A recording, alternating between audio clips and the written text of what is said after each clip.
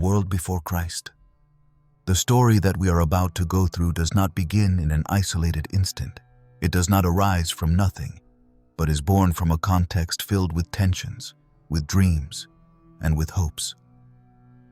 Before Christianity broke into the stage of the world, there was a network of cultures, empires, and religions that crossed paths in a small space, a land that seemed small and marginal, called Palestine.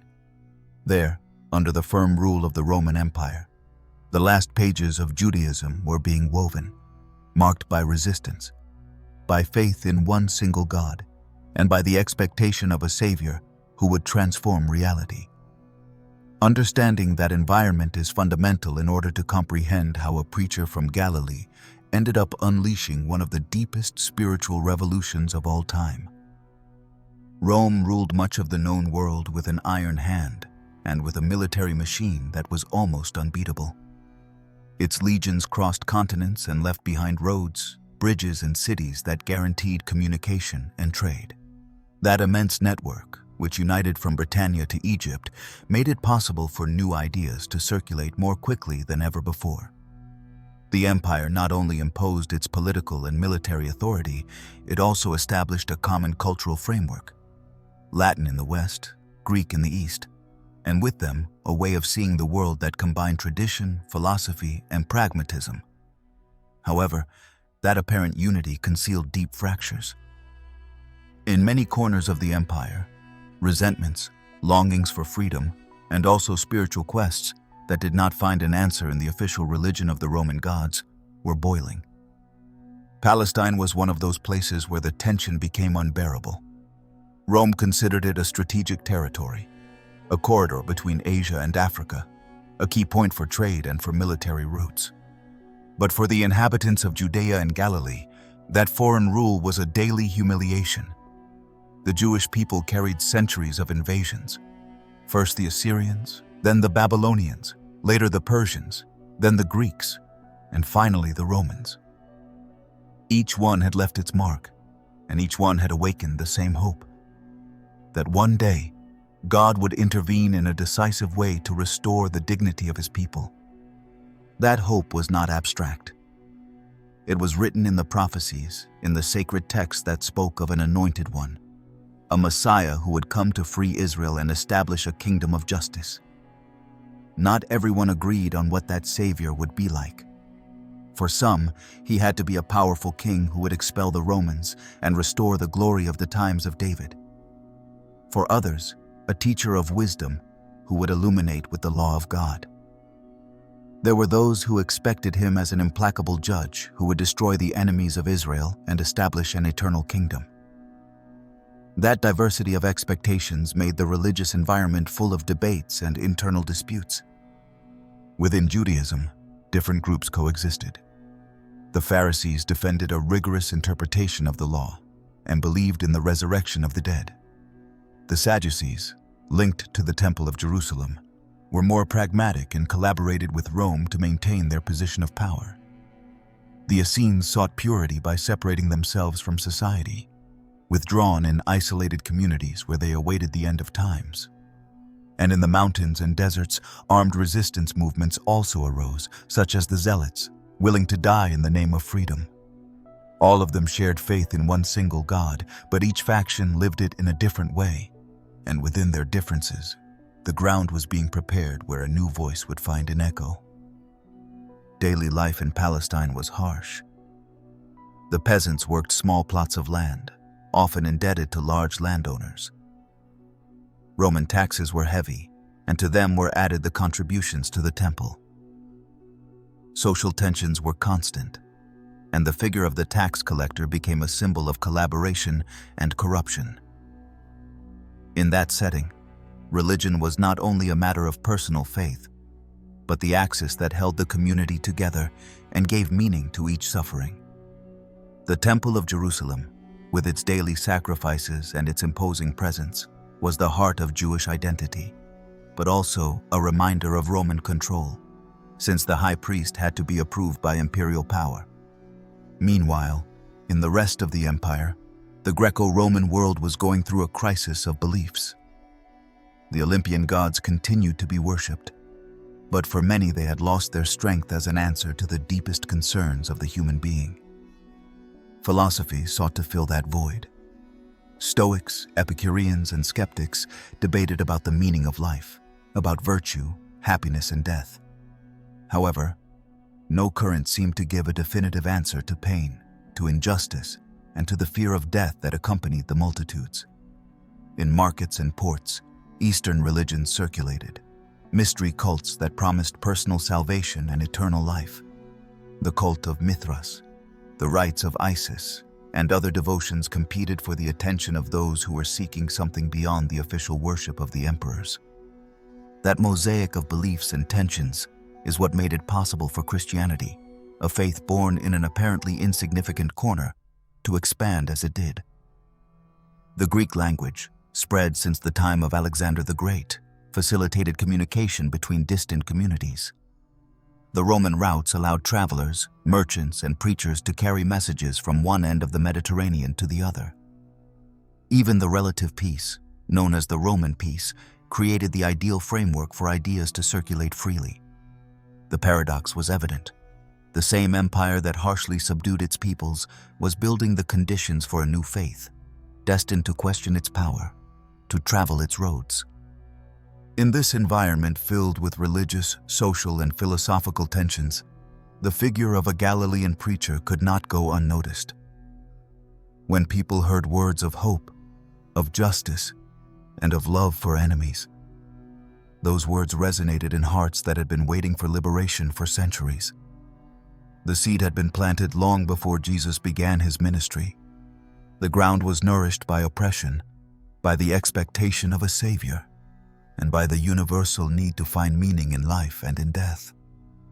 That is why, to understand what is to come, we must always remember that Christianity was not born in a vacuum.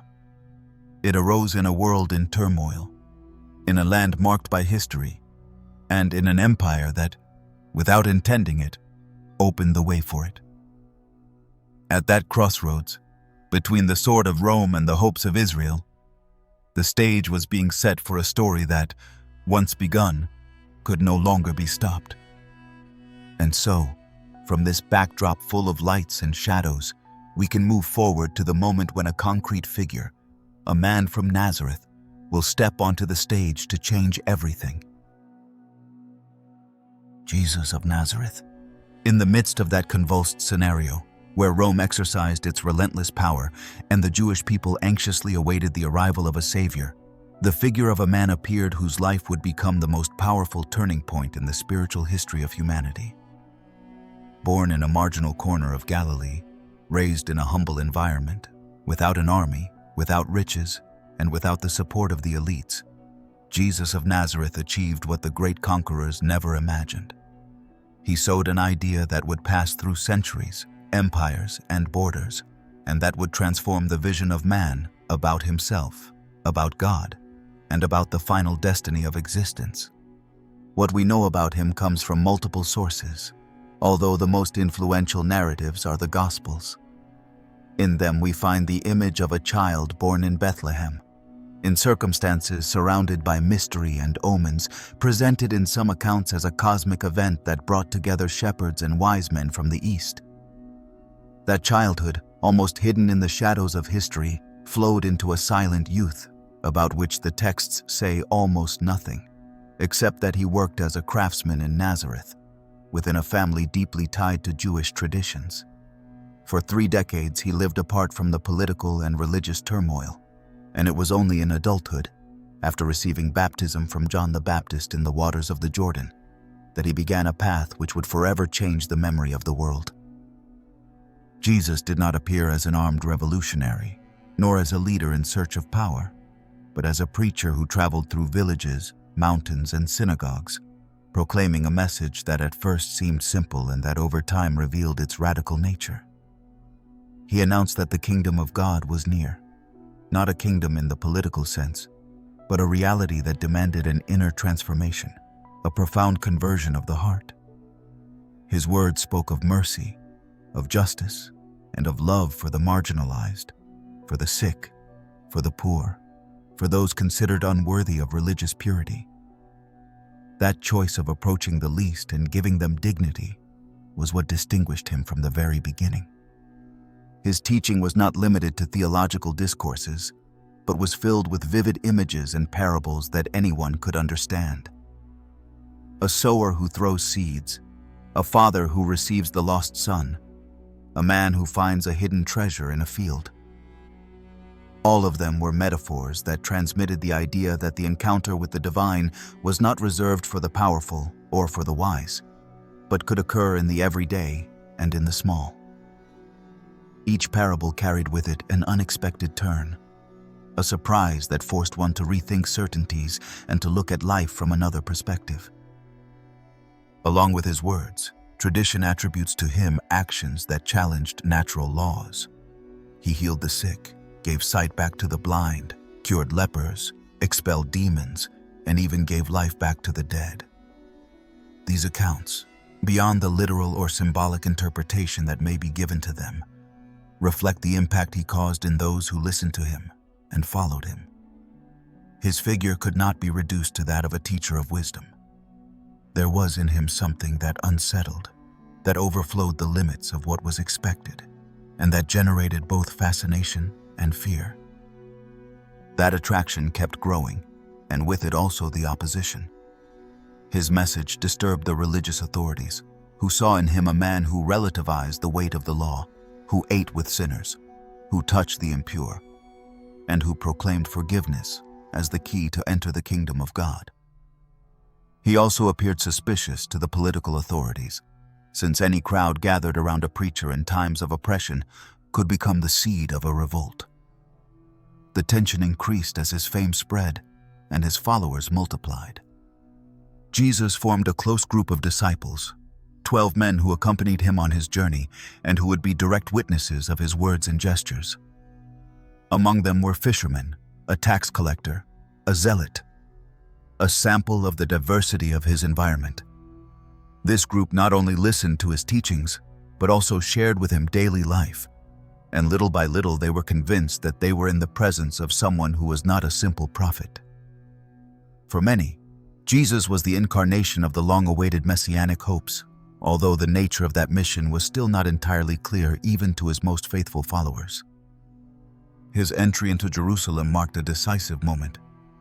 He was received by crowds who waved branches and acclaimed him as king, a gesture full of symbolism in a people who dreamed of liberation. That public acclamation set off alarms both in the religious power and in the political one, who saw in that man a threat capable of upsetting the fragile balance under the Roman shadow. Confrontation was now inevitable. The most disconcerting thing about Jesus was his way of facing the conflict. He never sought refuge in violence, nor did he organize an army. He responded to hostility with parables, with gestures of compassion, with a firmness that was not translated into weapons, but into words that disarmed his adversaries. That way of confronting power made him even more enigmatic, because he seemed to move in a terrain where the categories of victor and vanquished lost their meaning. The way he presented himself also broke the molds. Some called him teacher, others prophet. Others saw him as the expected son of David. But he spoke of himself with expressions filled with mystery. The Son of Man, the one who has come to serve, the one who gives his life as ransom. That self-understanding, far from clarifying, increased the bewilderment and opened new questions about his true identity. The impact of his preaching was perceived not only in the villages of Galilee, but also in the urban centers where political tensions were more visible. There he encountered Pharisees and Sadducees, and the debates with them highlighted the contrast between the rigidity of the law and the freedom of the spirit that he announced. His teaching went to the heart of human experience. It was not enough to comply with external rules. One had to transform the inner life, to live from mercy and authenticity. In his relationship with the poor and the marginalized, his deepest vision was revealed. Jesus did not speak of them as passive recipients of charity, but placed them at the center of the kingdom of God. Children, women, foreigners, the despised of society were elevated as protagonists of salvation. This inversion of values was revolutionary. because it challenged the social and religious order of his time. That message of hope coexisted, however, with a tone of warning. He spoke of the end of times, of the coming judgment, of the need to be prepared for a decisive moment in history. It was not about fear, but about urgency. It was necessary to change the course of life before it was too late. This mixture of comfort and warning gave his preaching a unique character, capable of attracting and of unsettling at the same time. The portrait of Jesus of Nazareth that emerges from all this is that of a man deeply rooted in the tradition of his people, but at the same time open to a universality that overflowed the limits of Israel. His voice was not directed only to the Jewish people, but to every person who wished to listen to it. That broad horizon would be decisive for the destiny of the movement that would be born after his death. Thus, when contemplating the public life of Jesus, we understand why his figure provoked both enthusiasm and rejection.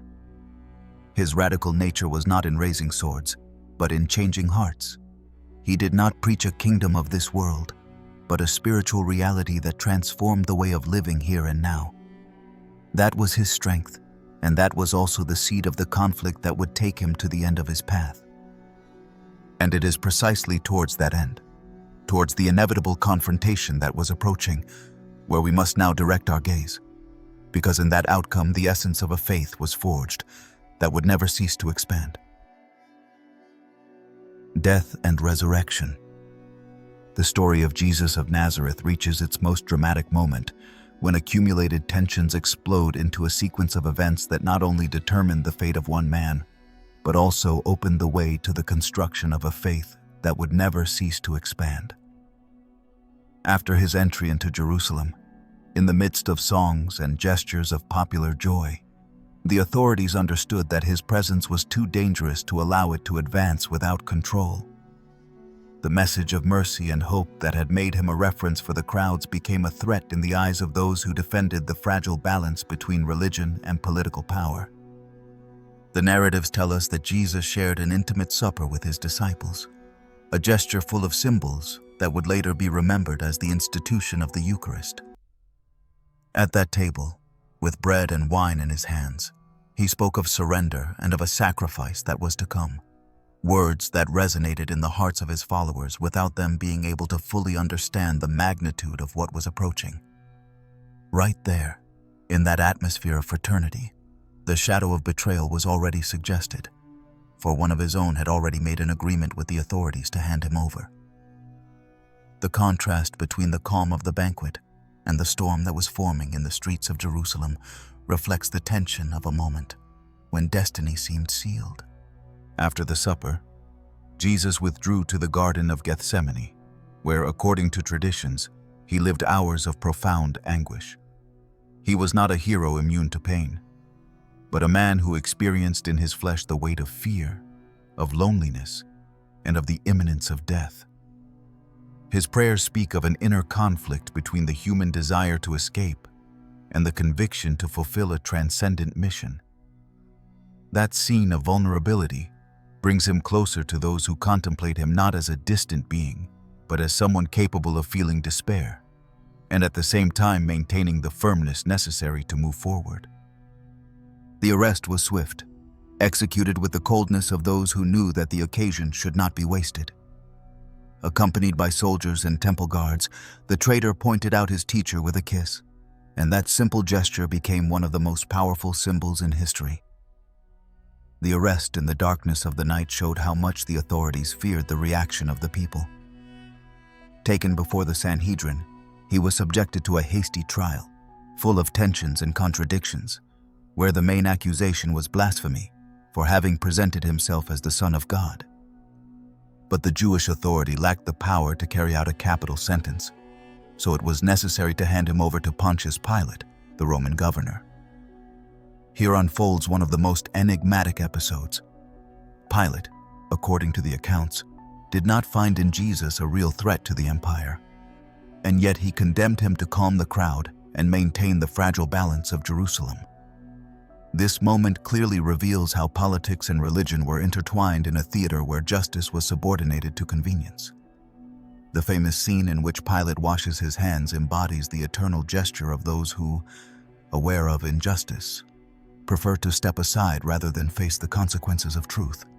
The sentence was crucifixion, a punishment reserved for criminals and rebels, a public and humiliating torment that sought not only to destroy the condemned, but to terrify all those who might follow his example. Jesus carried the cross through the streets of Jerusalem, accompanied by mockery, weeping, and silences. The image of that weakened man, covered with wounds and surrounded by the indifference of many, became one of the most universal symbols of human suffering. On Mount Golgotha, he was nailed to wood and raised so that everyone could contemplate the brutality of his destiny. What happened in those final hours is narrated with different nuances, but all versions agree on the depth of the moment. Jesus, in the midst of pain, spoke words that defied the logic of vengeance. He asked for forgiveness for those who executed him. He expressed abandonment and trust at the same time, and finally gave up his life in a cry that still resonates in the memory of the world. For his disciples, that meant the collapse of all hopes. The teacher whom they had followed, the one in whom they had placed their faith, had died like just another criminal, abandoned by most and silenced by the authorities. His burial was hurried, placed in a nearby tomb because of the proximity of the day of rest. The closed stone seemed to put an end to the story, a tragic ending for a preacher who had promised so much. However, here begins what truly transformed that defeat into the core of an unstoppable faith. The accounts of the resurrection are presented in a surprising way. Women who went to the tomb found it empty. Angels who announced that he had risen. Appearances on roads and in closed rooms. Encounters where the disciples recognized him in everyday gestures such as breaking bread. The resurrection was not narrated as a grand spectacle, but as a series of disconcerting, intimate, and awe-filled experiences. Not everyone recognized him at first sight. Some doubted. Others needed proof, like Thomas, who asked to touch his wounds. This detail shows the human nature of those witnesses, unable to easily accept something that defied all logic. And precisely in that mixture of doubt and faith, the strength of the event is revealed. The same men and women who had fled terrified before the cross began, after the resurrection, to proclaim with courage that their teacher was alive. That change of attitude is impossible to explain without considering the impact of what they claimed to have seen. From being a disoriented and fearful group, they became preachers capable of facing persecutions and martyrdoms. The resurrection became the cornerstone of their message, the confirmation that death did not have the last word, and that the kingdom of God announced by Jesus had not been buried in a tomb. It was the certainty that history had opened to a new dimension, in which eternal life was not a distant dream, but a promise that had already begun. The cross, which originally was an instrument of terror, became the supreme sign of hope. And the empty tomb, which at first was bewilderment, was transformed into the most powerful symbol of victory over death. The Christian faith was born precisely from this contrast. From the most absolute defeat arose the boldest proclamation, the affirmation that that man had not been overcome, but had inaugurated a new era. From that moment on, everything changed. The communities that began to gather in his name no longer spoke only of a teacher or a prophet, but of the resurrected Son of God, of the Lord who had conquered death. That leap in interpretation was what gave Christianity its definitive identity, an identity that would differentiate it from Judaism and that would allow it to expand throughout the ancient world. Thus, in the cross and in the empty tomb is found the core of a mystery that even today continues to inspire, question, and move millions of people. Christianity would not have survived without this foundational event, without that proclamation that turned failure into triumph. And it is here where we must move forward, because after that outburst of faith would begin the expansion of a movement that, against all logic, would make its way from the streets of Jerusalem to the farthest reaches of the empire. The first apostles. After the days of bewilderment and astonishment that followed the death and resurrection of Jesus, a small group of men and women began to gather with the conviction that the story had not ended at Golgotha. That certainty that their master was alive radically transformed them. From fearful and hidden disciples, they became bold witnesses of what they proclaimed as the definitive victory over death. There began the adventure of the first apostles, a journey full of uncertainties, persecutions, and challenges, but also of a spiritual strength that seemed to overflow any human limit. Jerusalem became the starting point of that emerging community. Around the temple and in private houses, the first gatherings arose, where they shared bread, prayed together, and narrated again and again the experiences lived with Jesus. The image transmitted by later writings is that of a simple fraternity, where goods were placed in common and the most needy were helped. That communal life was, in itself, a striking sign in a society marked by rigid hierarchies and deep inequalities. The group was driven by a central conviction that the kingdom announced by Jesus had begun and that they had to continue his work. The initial leadership fell to Peter and to James, the brother of Jesus, who became figures of reference within Jerusalem. Peter, with his impulsive character and his experience of having been a close witness of the Master's most intimate moments, assumed the public voice that placed him at the forefront of the first preachings. James, on the other hand, represented continuity with Judaism, since he maintained a strong bond with the tradition of Israel and with the life of the temple. This combination of personalities gave the community a balance between boldness and fidelity to the roots. The strength of the movement began to become visible very soon. Crowds gathered to listen to the words of the apostles, and many joined the new faith. However, that growth also generated the immediate reaction of the religious authorities, who saw in them a danger to the stability of Judaism. The memory of Jesus crucified was still fresh, and they feared that his message would continue to attract crowds and provoke Roman reprisals.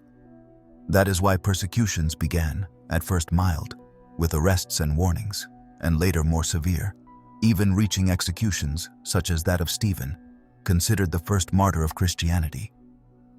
The death of Stephen caused the dispersion of many followers outside of Jerusalem.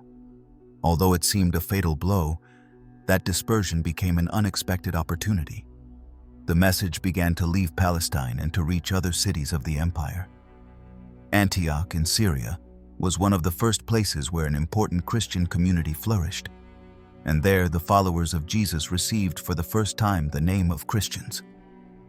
That designation, which at the beginning may have sounded like a mocking nickname, ended up becoming the identity of a movement that was no longer understood only as a branch of Judaism, but as a faith with its own features. One of the great dilemmas faced by the first apostles was to define whether the new faith should remain within the limits of the Jewish people, or whether it should be opened to the Gentiles, that is, to the non-Jews. For some, fidelity to the law of Moses was non-negotiable, which meant that any convert had to be circumcised and strictly follow the purity norms. For others, the novelty of Jesus consisted in a universal message that had to transcend ethnic and cultural barriers. This discussion reached its peak in the so-called Council of Jerusalem, where the leaders decided that it was not necessary to impose the complete law on the Gentiles, a decisive step that marked the opening of Christianity to the whole world. The preaching of the apostles was not without risks. The texts recount that they were flogged, imprisoned, and persecuted, but also that such adversity seemed to reinforce their conviction. The experience of persecution became part of Christian identity. Following Christ meant being willing to suffer for the proclaimed truth. That disposition was incomprehensible to many contemporaries, and at the same time generated respect among those who saw the courage of those men and women who preferred to lose their lives rather than renounce their faith. The cities of the empire, with their forums, markets, and synagogues, were the scenarios where the new faith was sown. The apostles preached first to the Jews of the diaspora and then to the Gentiles, using a language adapted to each audience. In some places they found acceptance, in others rejection and hostility. The letters and accounts that are preserved show a living movement, full of enthusiasm, but also of internal conflicts, where unity was not always easy to maintain. The diversity of cultures, languages, and traditions made Christianity from the very beginning a plural faith, in permanent tension between fidelity to Jewish roots and openness to what was new. The figure of Peter stands out in this first period for his role as a privileged witness of the resurrection. His preaching in Jerusalem, narrated with force in the Acts of the Apostles, shows him as a transformed man, capable of speaking with confidence and of facing trials without fear. However, Peter was not a perfect hero. Traditions also present him as someone who hesitated, who was afraid to associate with the Gentiles, and who constantly needed to reaffirm his mission. That humanity, far from weakening him, made him a closer and more credible reference for his communities. James, for his part, exercised an authority more centered in Jerusalem. He defended continuity with the Jewish tradition and was concerned with maintaining the bond with the temple, which gave him an important role before the religious authorities. His martyrdom around the year 60 further strengthened the image of the Church of Jerusalem as a suffering community, called to bear witness to the ultimate consequences. Women also played a decisive role in those first times, although many times their names were left aside. Mary Magdalene, remembered as a privileged witness of the resurrection, was a voice that strongly proclaimed the message when many men still doubted. In the local communities, women such as Lydia in Philippi or Prisca in Ephesus opened their houses and led Christian groups. Female participation was key to the expansion of the movement, showing that faith was not limited by the gender barriers that dominated society. Primitive Christianity was, to a great extent, an urban movement. The cities offered the possibility of reaching more people and of connecting communities with each other. The network of Roman roads and ports facilitated constant contact, and very soon links arose between Jerusalem, Antioch, Ephesus, Corinth, and Rome. That interconnection allowed news to circulate, letters to be shared, and a common identity to be consolidated. Although small in number, those communities felt themselves part of the same body, united by faith in the risen Christ and by the practice of a fraternal life. Thus, among persecutions, journeys, internal debates, and experiences of faith, the first apostles laid the foundations of what would later become one of the most influential religions in history.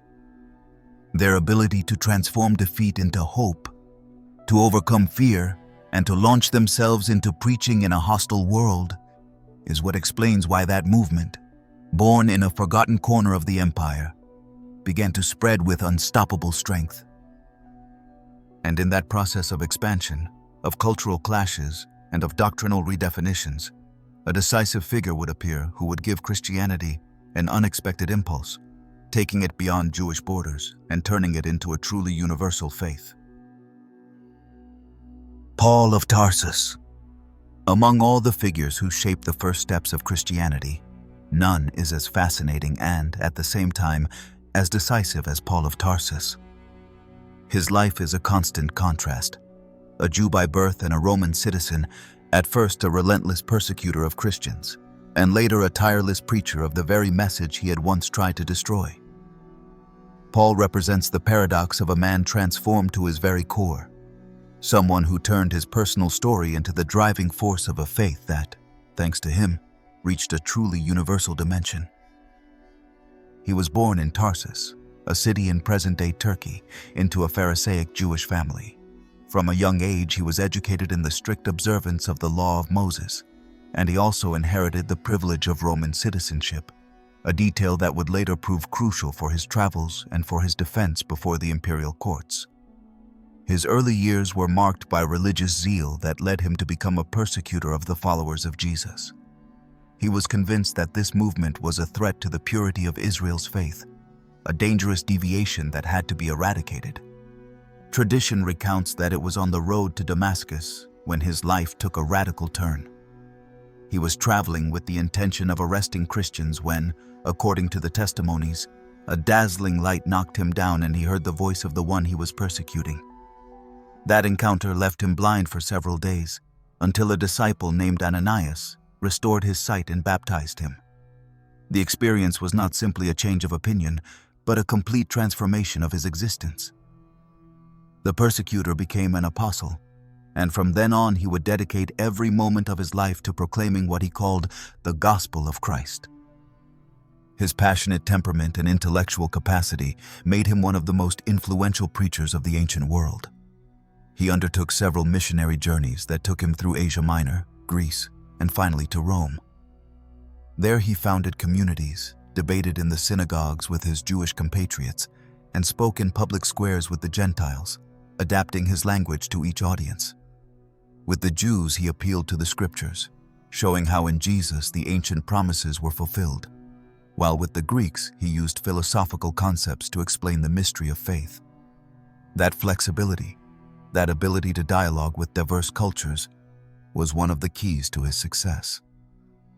On his journeys he faced all kinds of hardships: shipwrecks, imprisonments, beatings, attempted lynchings, hunger, and betrayals. And yet, those trials seemed to strengthen his conviction.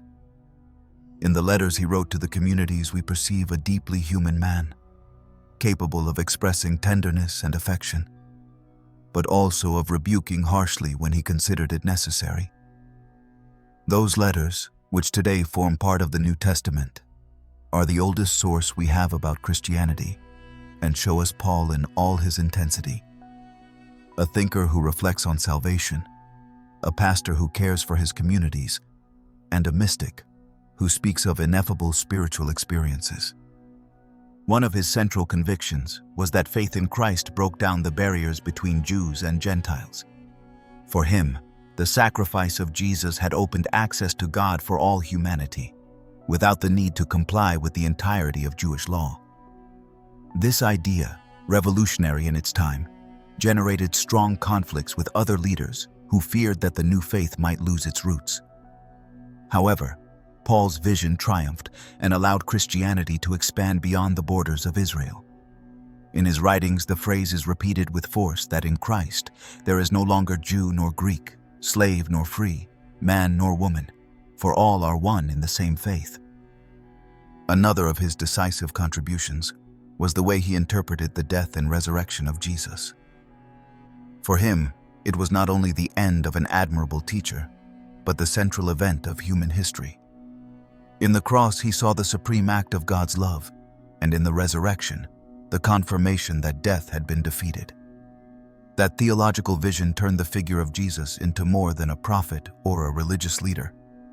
It presented him as the Son of God, who, by giving his life, opened a new path for all humanity. This interpretation, expressed in letters such as the one to the Romans or to the Corinthians, gave Christianity a solid doctrinal foundation that would shape its development for centuries. Paul also reflected on community life. He insisted on the importance of fraternity, on the unity among believers, and on love as the center of all Christian conduct.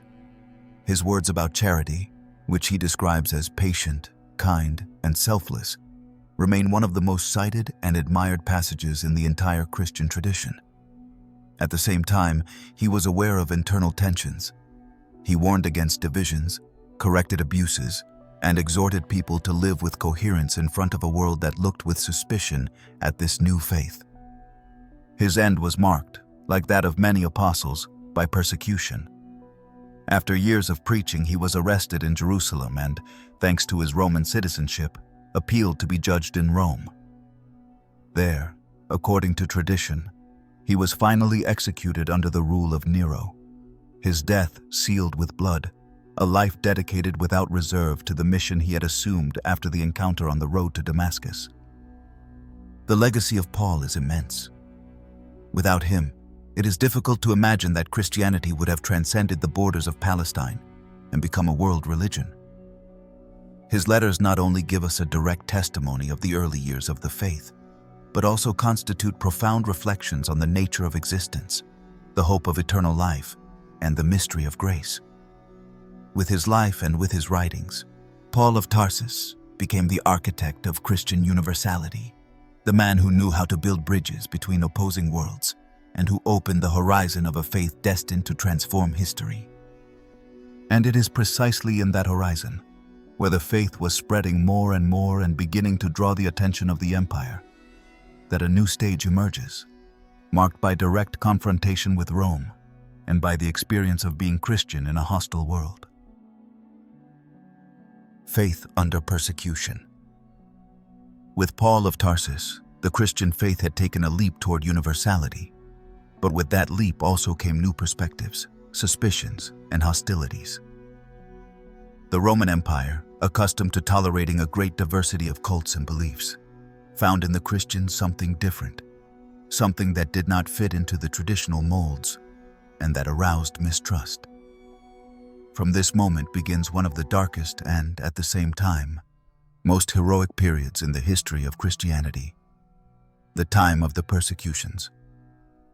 The main reason for the clash was simple to understand.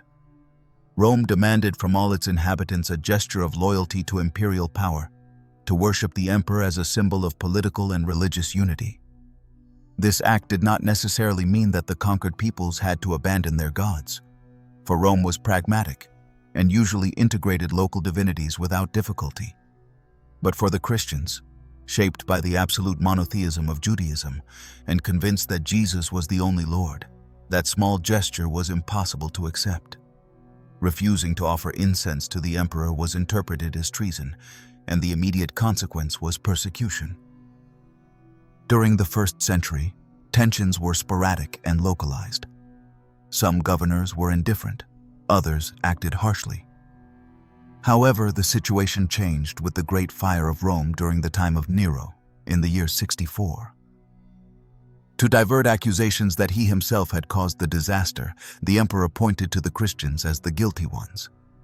That was when public executions began in the capital of the empire, with macabre spectacles in which men and women were thrown to wild beasts or burned alive to entertain the crowd. The image of those martyrs, dying with songs and prayers, left an impression even on those who did not share their faith.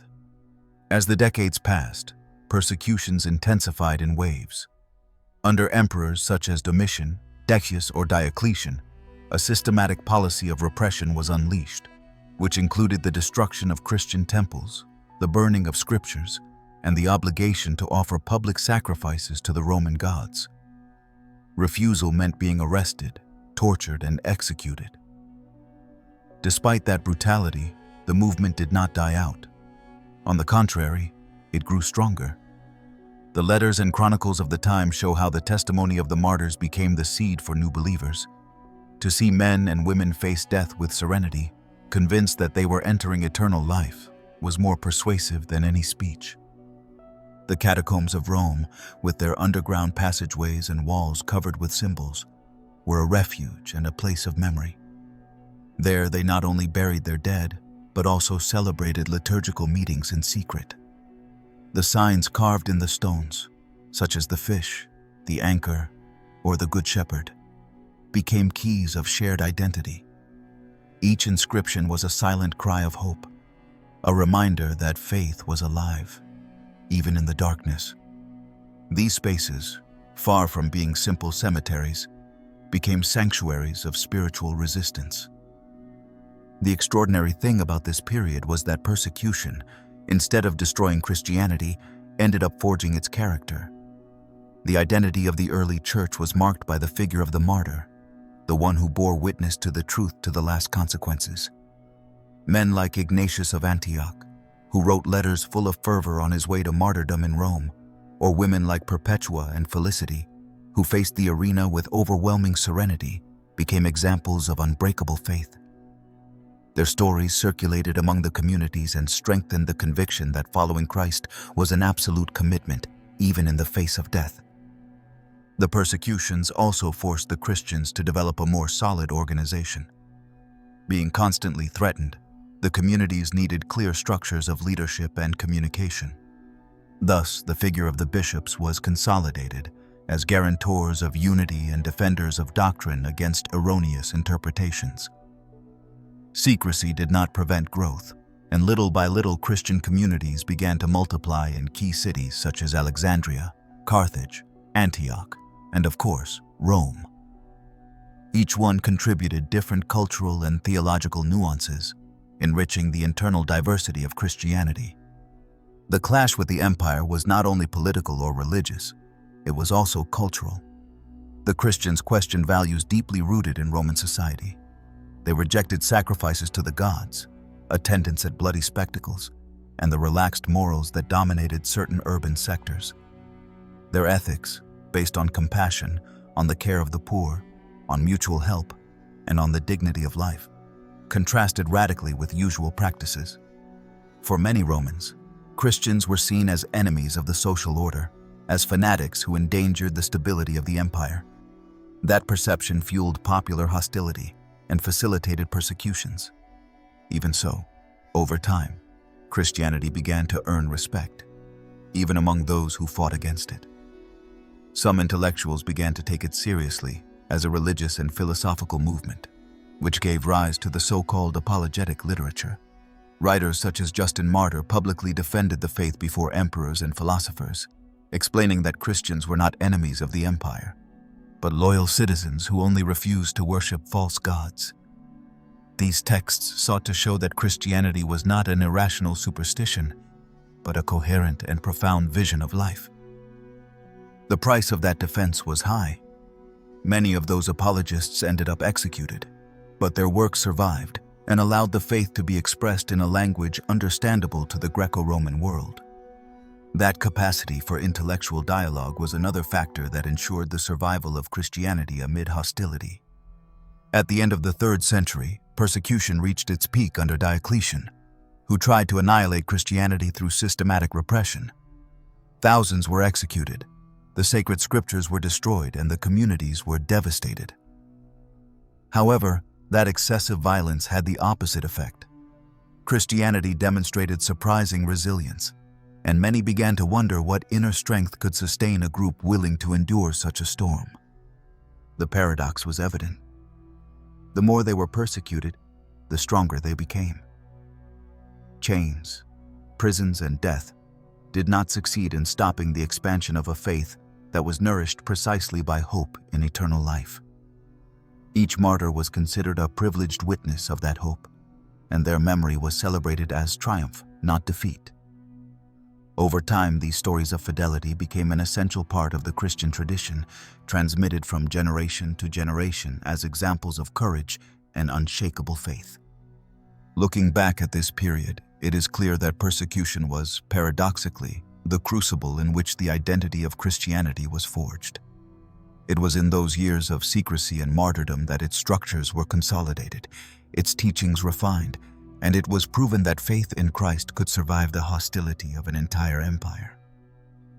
The price was extremely high, but the result was the consolidation of a community that could no longer be erased from history. And thus, while the empire tried to contain what it considered a threat, what it was actually shaping was the preparation for an unexpected turn. For very soon, Christianity would go from being persecuted to becoming the religion favored by power, in a change of course that would mark a before and after in universal history. Triumph of Constantine. Christianity had survived decades of persecutions. It had resisted in catacombs, prisons, and circus arenas, and when it seemed destined to always remain a clandestine faith, the unexpected happened. The greatest power of the time, the Roman Empire, went from executioner to protector, and it did so through the figure of a man who forever changed the course of history, Constantine. His rise was not simply the coronation of one more emperor, but a transcendental turning point that transformed the relationship between religion and politics, opening a new stage where the cross, symbol of defeat and suffering, rose as a triumphant emblem over the imperial standards. Constantine was the son of Constantius Chlorus, a military man who had achieved the title of Caesar in the complex tetrarchy created by Diocletian. His mother, Helena, was linked to Christianity, although sources differ in the details of her faith. From a young age, Constantine moved in circles of power, participated in military campaigns, and learned the art of politics in an empire divided by internal struggles. At the beginning of the 4th century, Rome was no longer a solid block. Multiple aspirants disputed control, and each one sought the support of the army, the Senate, and the provinces. It was in this turbulent environment where Constantine emerged as a leader capable of unifying the throne under his authority. The episode that marked a before and after occurred in the year 312, when Constantine faced Maxentius in the Battle of the Milvian Bridge at the gates of Rome. According to chronicles, the night before the battle he had a vision in which a luminous symbol appeared in the sky, accompanied by the words, "With this sign you will conquer." That sign was the cross, or in some versions, the Chi Rho formed by the initial letters of the name of Christ. Constantine ordered his soldiers to paint the emblem on their shields, and the next day he obtained a decisive victory that consecrated him as the sole emperor of the West. From then on, the relationship between his power and Christianity was irreversibly sealed. In the year 313, Constantine promulgated together with Licinius the so-called Edict of Milan, which guaranteed religious freedom throughout the empire, and in particular, recognized the right of Christians to practice their faith openly. This decree put an end to centuries of persecutions and opened a completely new horizon. For the first time, the church could come out of hiding, build visible temples, possess properties, and organize without fear.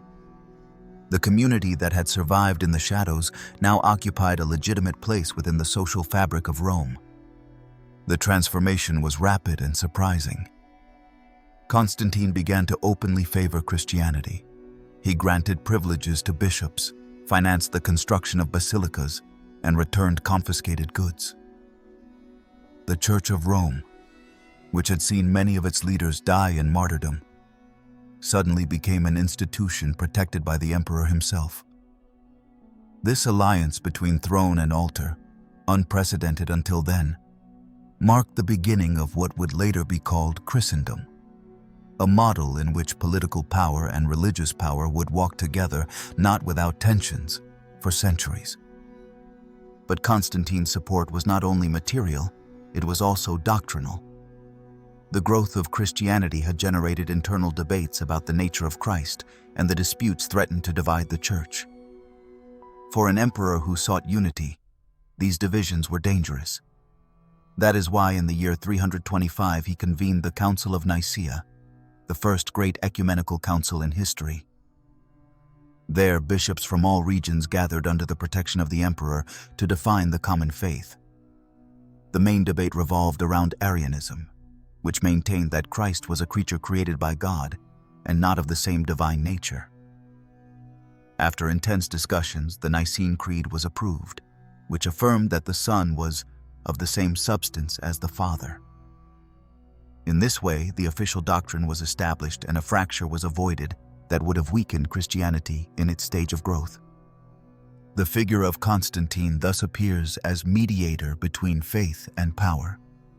He was not baptized until the end of his life, which has generated diverse interpretations about his true religious conviction. For some, his conversion was sincere; for others, a shrewd political move. What is certain is that he understood better than anyone that Christianity could become a force of cohesion for a worn-out empire. And the Christians, tired of persecutions and eager to consolidate themselves, gladly accepted imperial support. The impact of this new relationship was reflected in all areas. Basilicas began to be built in symbolic places, such as St. Peter's in Rome or the Holy Sepulchre in Jerusalem. The liturgy became more solemn, inspired by imperial ceremonies. Bishops acquired public status, participated in political matters, and acted as judges in civil disputes. The church ceased to be a marginal community to become an influential institution, capable of dialoguing on equal terms with political power. However, this change also generated tensions. Some Christians looked with suspicion at the closeness to the empire, fearing that spiritual purity would be diluted in the interests of power. Movements emerged that defended a more radical Christianity, centered on ascetic life and rejection of the luxuries of the court. From there would arise the first monastic communities, as a way of preserving the essence of the gospel against the risk of worldliness. This tension between official church and withdrawal movements would decisively mark Christian spirituality in the centuries to come. The figure of Helena, mother of Constantine, also played a key role in this process. According to tradition, she traveled to the Holy Land and discovered the remains of the cross of Christ, thus initiating the veneration of relics and the construction of sanctuaries in places associated with the life of Jesus. Her devotion gave impetus to a more popular and emotional dimension of Christianity, which was added to the institutional consolidation promoted by her son. The death of Constantine in the year 337 found him having finally received baptism, a gesture that confirmed his identification with the faith he had protected and promoted. His legacy was immense. With him began the era in which Christianity ceased to be persecuted and became the favored religion of the empire. From that moment on, the history of Rome and the history of the Church were intertwined in a way that would mark the destiny of Europe and the world. What had been born in the marginality of Galilee and had survived in the catacombs of Rome was now found in imperial palaces and in councils convened by the emperor. Christianity had become a political, cultural, and spiritual force impossible to ignore. And yet, with that triumph, new challenges also arose, because the fall of the empire was just around the corner, and the Church would have to learn to sustain on its own a world in ruins. Fall of Rome and new order. The Roman Empire had been for centuries the structure that guaranteed order, trade routes, the security of cities, and the circulation of ideas. Under its shadow, Christianity had gone from being a marginal, persecuted sect to becoming the religion protected and favored by power. However, that same structure that seemed invincible began to crack with unexpected speed. The fall of Rome was not a sudden event, but a long and complex process, full of internal crises, external invasions, and cultural fractures that ended up transforming the map of the ancient world. In the midst of that collapse, the Christian Church emerged as the institution that survived the downfall, inheriting the role of guide and refuge for a ruined Europe.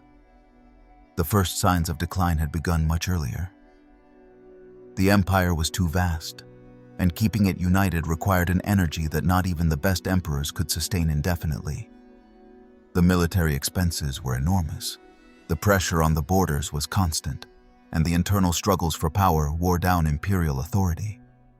The division between East and West, established with the foundation of Constantinople in the year 330, made the fragility of unity even more evident. While the eastern part, richer and more urbanized, managed to resist better, the western part was weakening little by little. The waves of peoples considered barbarians, Germans, Huns, Visigoths, Vandals, Ostrogoths, began to penetrate imperial territory.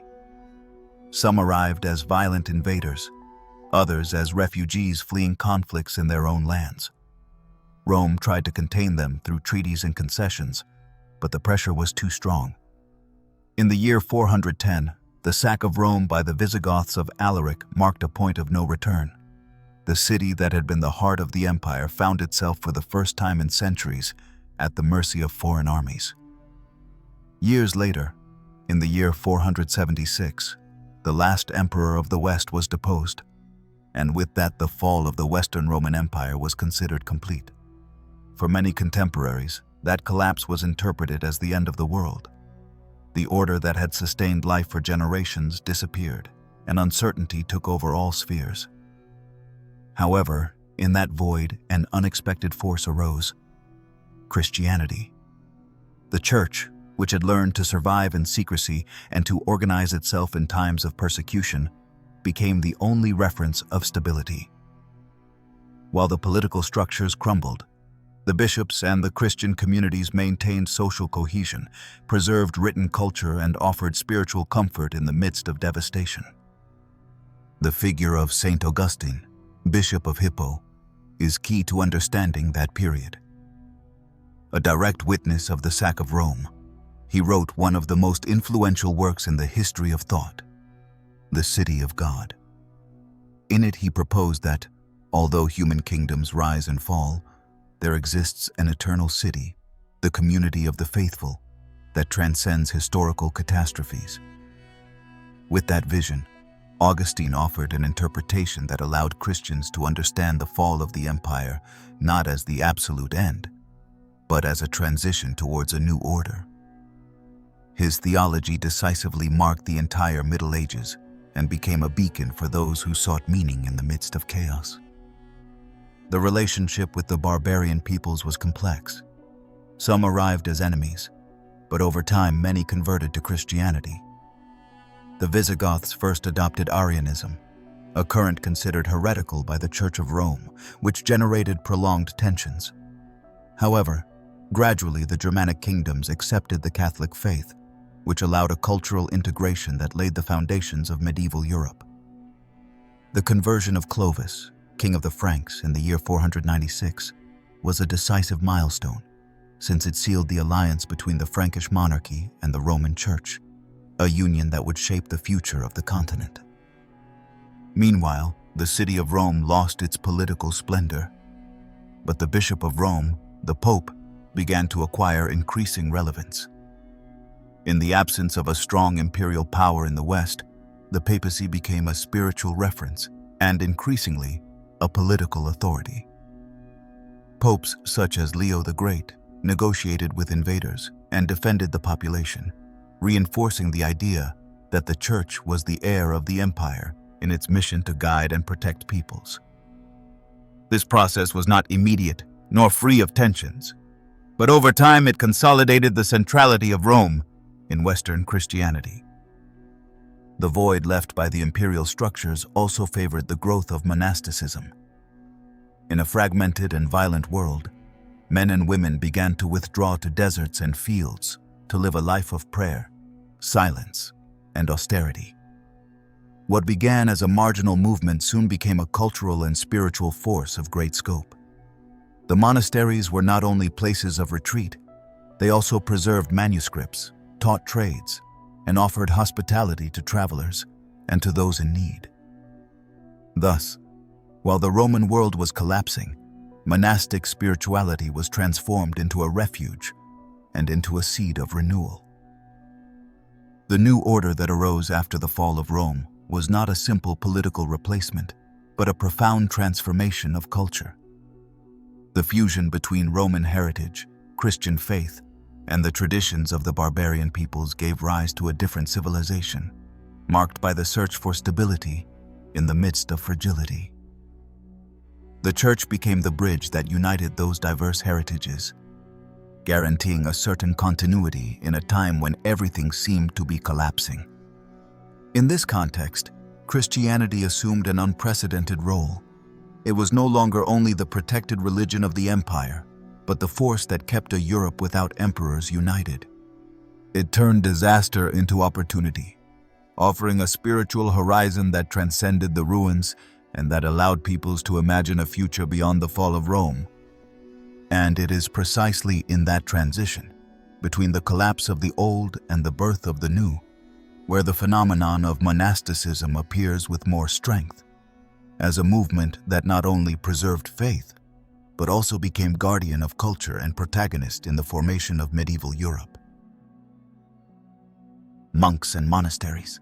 When the empire was collapsing and the Church was beginning to occupy the role of spiritual and social reference, a phenomenon arose that would deeply mark the identity of medieval Christianity: monasticism.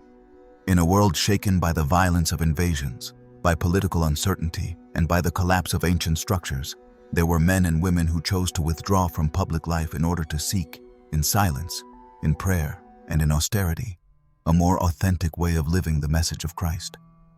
What at first seemed like an individual gesture of retreat gradually became a cultural force of enormous dimensions, capable of influencing spirituality, social organization, and even the preservation of knowledge. The origins of monasticism are found in the deserts of Egypt and Syria, where figures such as Anthony the Great, towards the end of the 3rd century, decided to abandon the cities and live a life of solitude. Anthony entered the desert, nourishing himself with the bare minimum, dedicating long hours to prayer, and confronting his own weaknesses in a constant spiritual battle. His example attracted others, who began to imitate him, thus creating the first communities of hermits. These men and women were seen as athletes of faith, fighters who, withdrawn from the world, faced their inner demons and offered their lives as a testimony of radical dedication. Soon another form of monastic life emerged, the communal one. Pachomius, also in Egypt, organized his followers in monasteries where life was governed by clear rules: hours of prayer, manual work, silence, fasting, and discipline.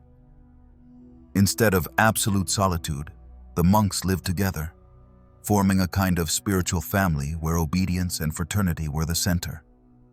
This organization proved more sustainable and allowed monasticism to expand quickly, since it offered a balance between the search for God and community life.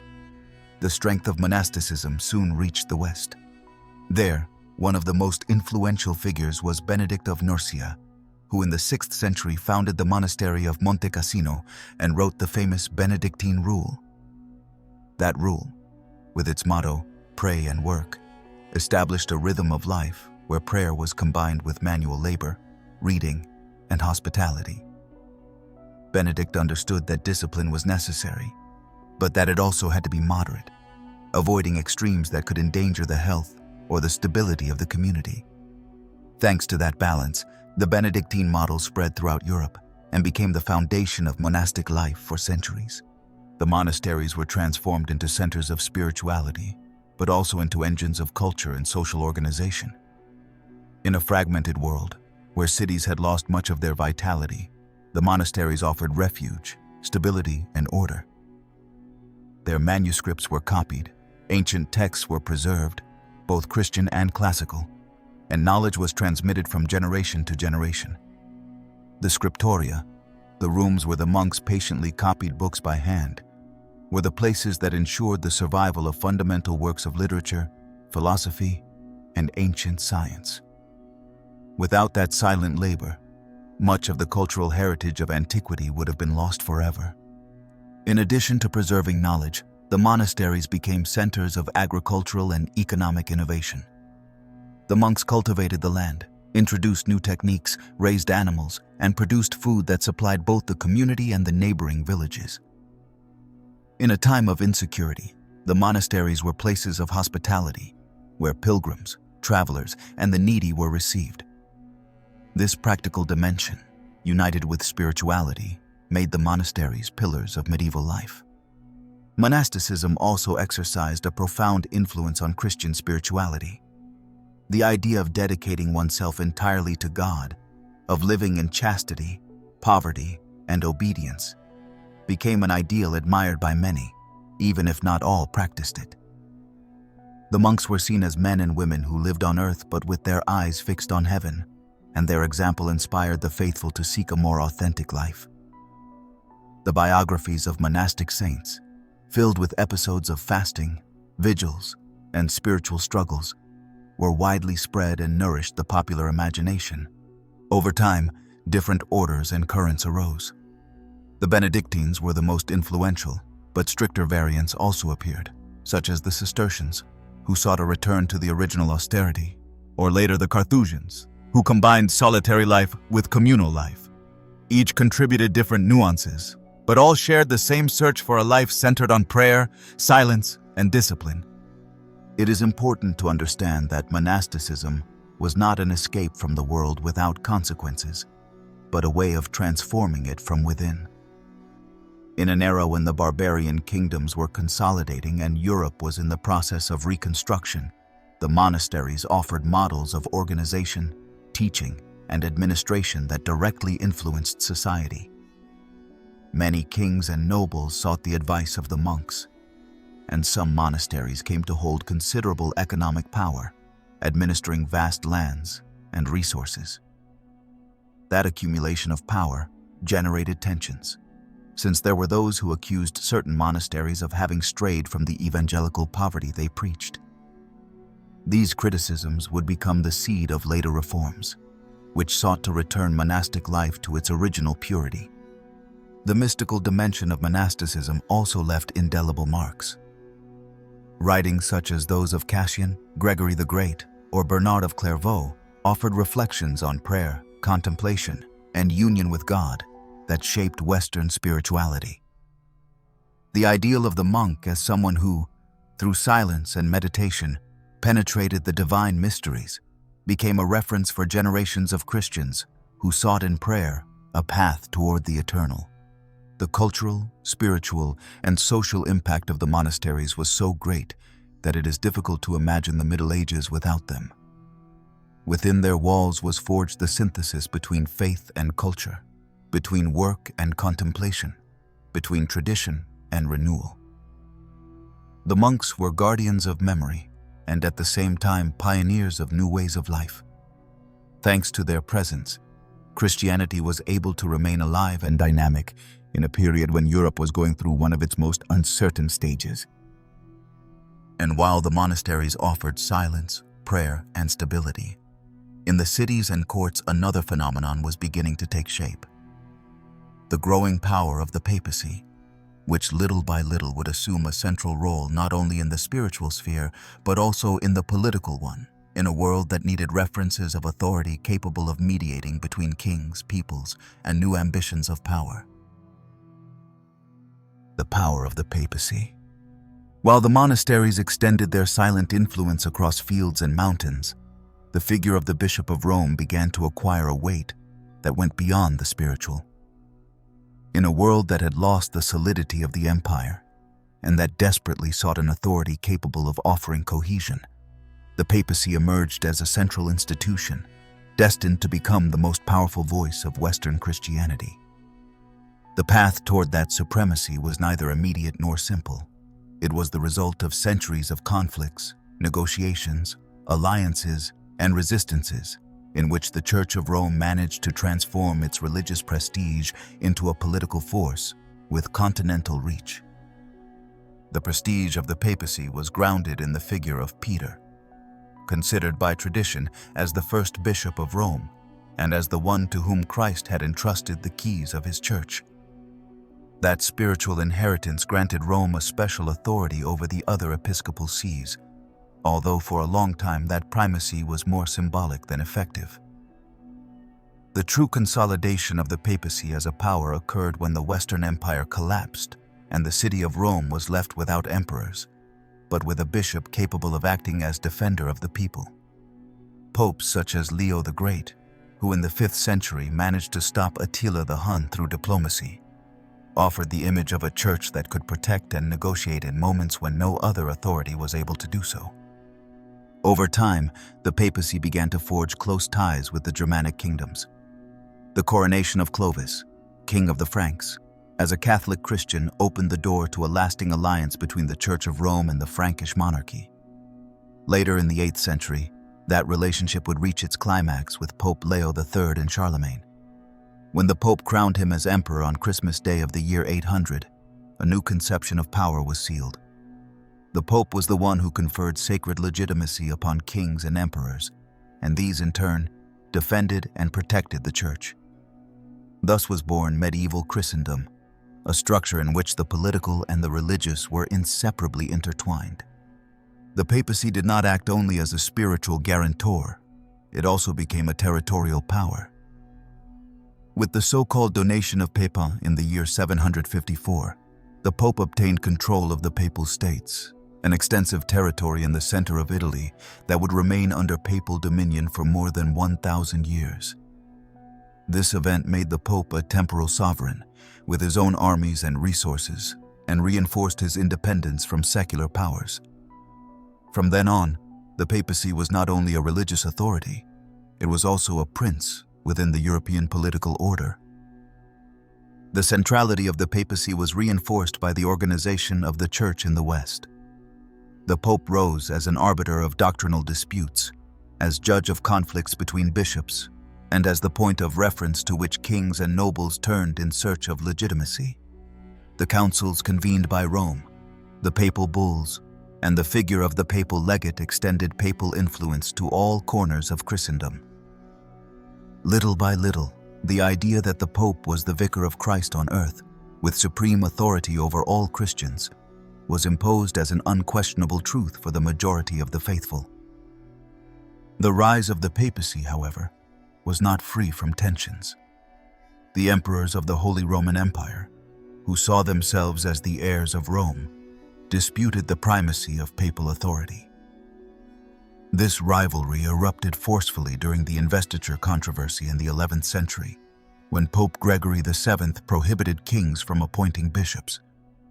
The conflict reached a dramatic climax in the episode of Canossa, when Emperor Henry IV had to humble himself before the Pope, wading barefoot in the snow for 3 days in order to obtain forgiveness.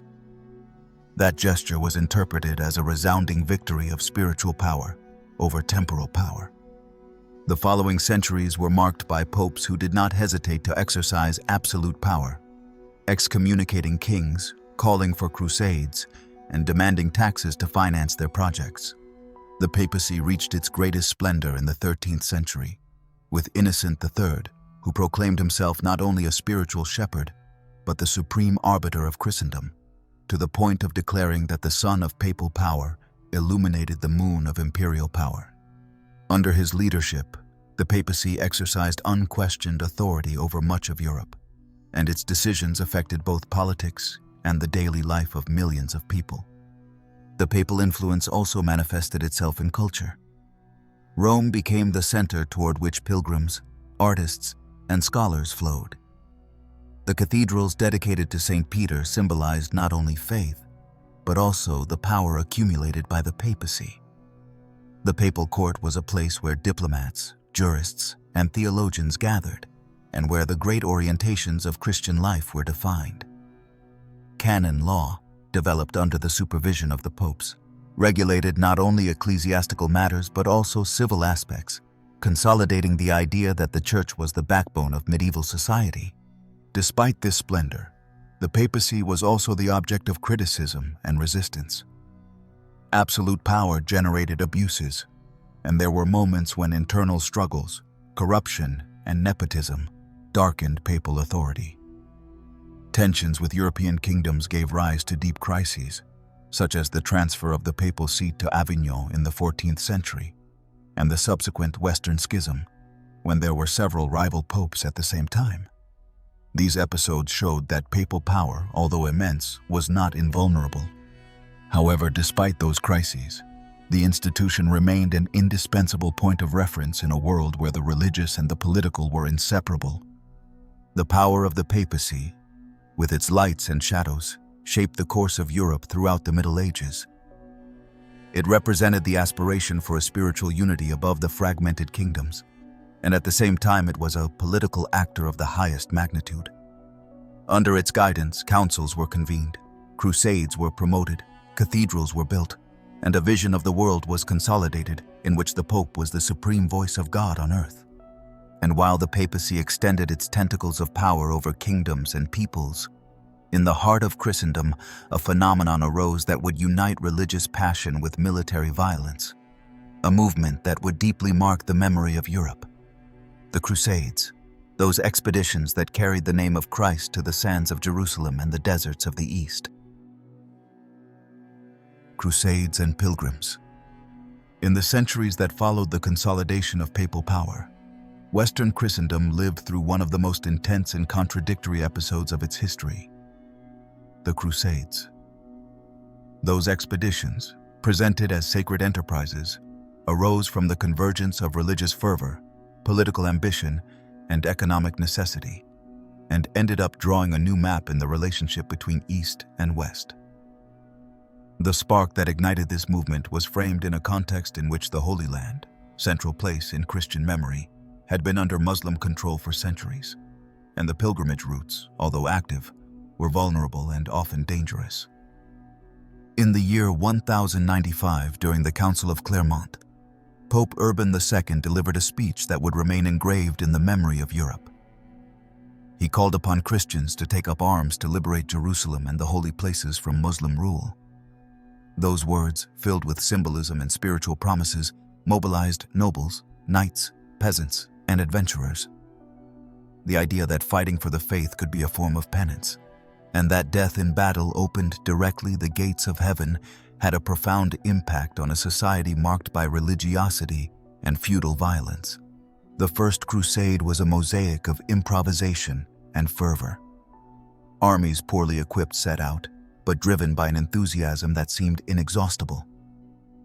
After a journey plagued with hunger, diseases, and clashes, those crusaders reached Jerusalem in 1099, and after a brutal siege, took the city. The victory was celebrated as a miracle, and in the conquered territories, crusader kingdoms were created. Latin enclaves in the midst of a predominantly Muslim world. However, maintaining those possessions would be a constant and bloody task that would mark the rhythm of the following decades. The Crusades were not an isolated event, but rather a series of expeditions that lasted for almost 2 centuries. Each one had its particularities, its alliances, and its failures.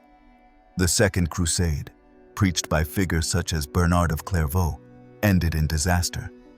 The Third, led by kings such as Richard the Lionheart, Philip II of France, and Frederick Barbarossa, sought to recover Jerusalem after its fall into the hands of Saladin. And although it did not achieve the main objective, it did consolidate truces and safe routes for pilgrims.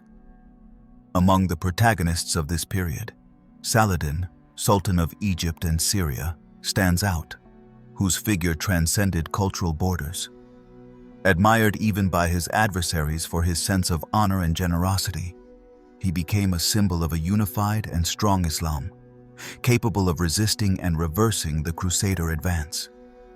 His victories not only returned Jerusalem to the Muslim world, but also redefined the relations between the 2 blocks of power. The later Crusades strayed further and further from their original objective. The Fourth Crusade, diverted by political and economic interests, ended up sacking Constantinople in 1204, a blow that irreversibly weakened the Byzantine Empire and widened the gap between East and West. There were others, such as the Children's Crusade, surrounded by tragic legends, or the campaigns against heresies in Europe, such as the Albigensian in the south of France, which showed how the idea of crusade could be adapted to interests very different from the initial ideal of recovering the Holy Land. Alongside the military crusades, there was a parallel and continuous movement, that of the pilgrims. From the earliest centuries of Christianity, visiting the places where Jesus had lived, preached, and died had been an aspiration of faith. Pilgrimages were not limited to Jerusalem. Rome, with the tombs of Peter and Paul, and Santiago de Compostela, at the western end of Europe, became destinations that attracted multitudes. These journeys, long and dangerous, were considered acts of devotion and penance, and profoundly transformed those who undertook them. The pilgrimage routes, such as the Way of St. James, were more than simple religious paths. They became cultural arteries through which ideas, artistic styles, songs, and news circulated. Along the path of the pilgrims grew hospitals, monasteries, and towns, and a sense of belonging to a broader community than one's own village or kingdom was forged. The exchange with other cultures, even through conflicts, brought to Europe knowledge of medicine, mathematics, architecture, and commerce that had flourished in the Islamic and Byzantine world. The crusading experience and that of the pilgrims had a double effect on the medieval mentality. On one hand, they strengthened the idea of a Christendom united under one purpose. On the other, they introduced nuances and contradictions that would open cracks in that unity. The contacts with Eastern luxury, with cosmopolitan cities, and with other forms of faith awakened curiosity, but also fear and prejudice. The Crusades were, in many ways, a mirror of the tensions that inhabited the heart of medieval Europe. Faith and ambition, charity and violence, proclaimed unity and internal rivalries. Towards the end of the 13th century, the crusading impulse faded. The fall of Acre in 1291 marked the end of significant Latin presence in the Holy Land. However, the idea of crusade did not disappear. It would continue to appear, adapted to new scenarios, as a powerful ideological tool in the hands of kings and popes. Even when the Crusades did not succeed in keeping Jerusalem under Christian rule, they left a deep mark on culture and European memory. They generated epics and songs, inspired military orders such as the Templars and the Hospitallers, and boosted commercial exchange that would enrich many port cities. The image of the Crusader knight, with the cross on his chest and the sword raised, would remain engraved as a symbol of dedication and sacrifice for some, and of conquest and violence for others. And while the scars of those military enterprises remained etched in collective memory, Europe began to look inward and to build in stone the visible expression of its faith. Heaven would be sought not only through the sword and the journey, but by raising upwards towers and vaults that seemed to want to touch the divine, and by creating spaces where knowledge and reason could coexist with the deepest devotion. Cathedrals and Universities. After the warrior fervor of the Crusades and the bustle of the pilgrimage roads, medieval Christian Europe lifted its gaze toward the sky and captured it in stone, light, and knowledge. Faith, which had been the banner on the battlefields and the reason for long journeys, began to be expressed in forms that seemed to want to challenge the impossible.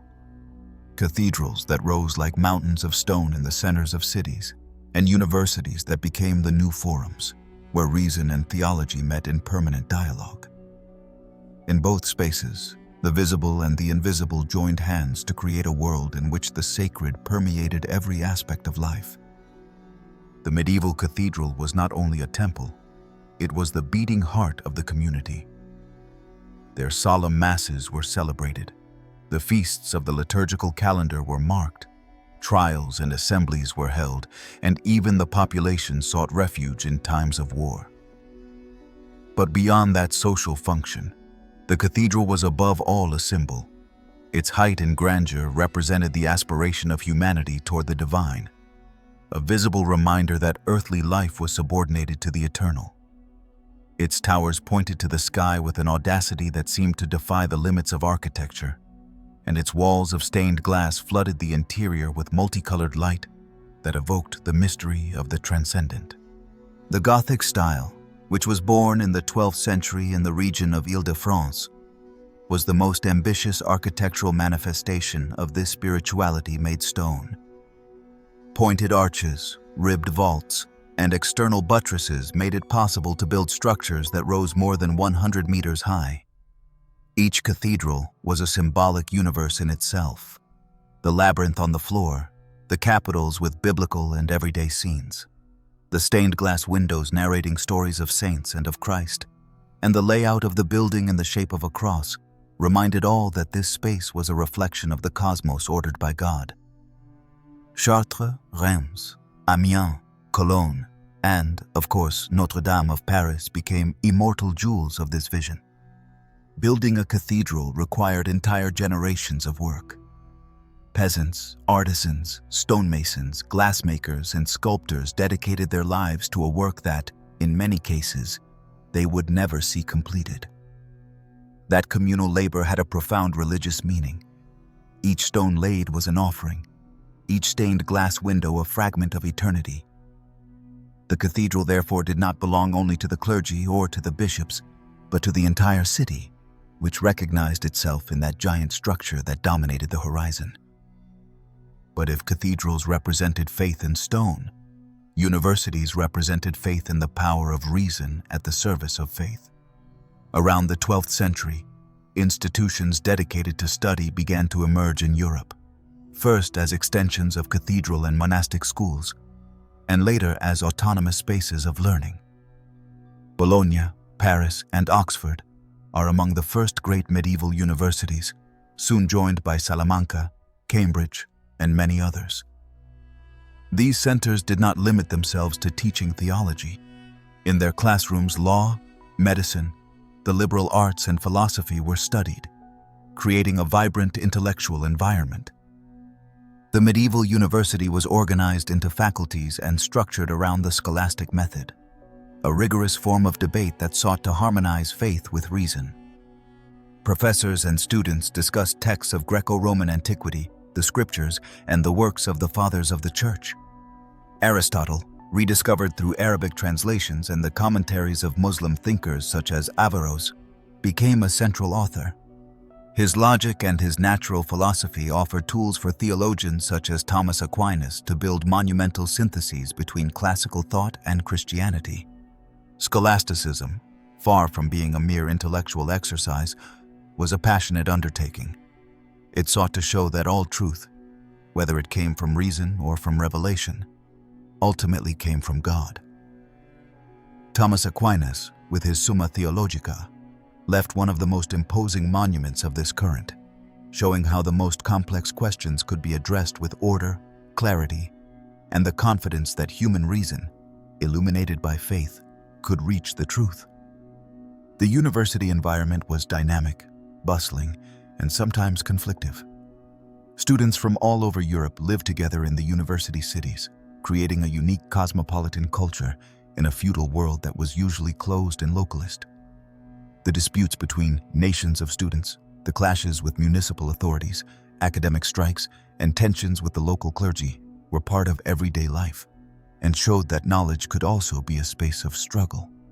However, from those tensions arose a critical spirit and a network of contacts that shaped an increasingly interconnected Europe.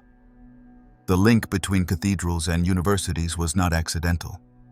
Both institutions were born from the same spiritual matrix and responded to the same vision of the world. The cathedral represented the greatness of God in visible beauty. The university represented his greatness in intellectual pursuit. Together they created a balance in which emotion and reason, art and science, devotion and curiosity coexisted in the same cultural horizon. In addition, the circulation of pilgrims, crusaders, merchants, and scholars favored the diffusion of knowledge and techniques. Arabic mathematics, Jewish medicine, the astronomy of Al-Andalus, and the translations of ancient Greek works were integrated into the university curricula, broadening the intellectual horizon of Christian Europe. Faith remained the unquestionable framework, but within that framework, reason found an increasingly wide space in which to unfold. The conjunction of cathedrals and universities left an indelible mark. In Gothic stone and in scholastic manuscripts is preserved the trace of a world that sought to rise to heaven without abandoning the earth, a world that pursued with the same passion the mystery of the divine and the order of the rational.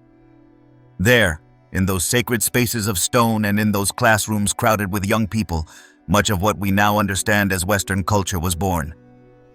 And while the towers rose and the classrooms filled with heated debates, within the heart of Christendom, fractures were beginning to take shape, increasingly visible. The unity, so carefully defended, was shaken by an event that would mark a before and an after in the history of the Church. The definitive separation between East and West, a schism that split Christianity in two and whose consequences still resonate in our time. The Eastern Schism. For centuries, Christianity had maintained the aspiration of being a single faith, a single body that, beyond cultural differences, brought together under the same creed Greeks, Latins, Syrians, Armenians, and all who professed the teaching of Christ. However, beneath that appearance of unity, there were deep tensions that little by little turned into open wounds.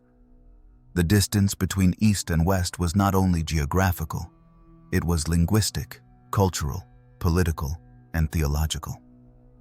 And in the 11th century, that distance finally fractured in an event that still today marks the spiritual map of the Christian world, the Great Schism.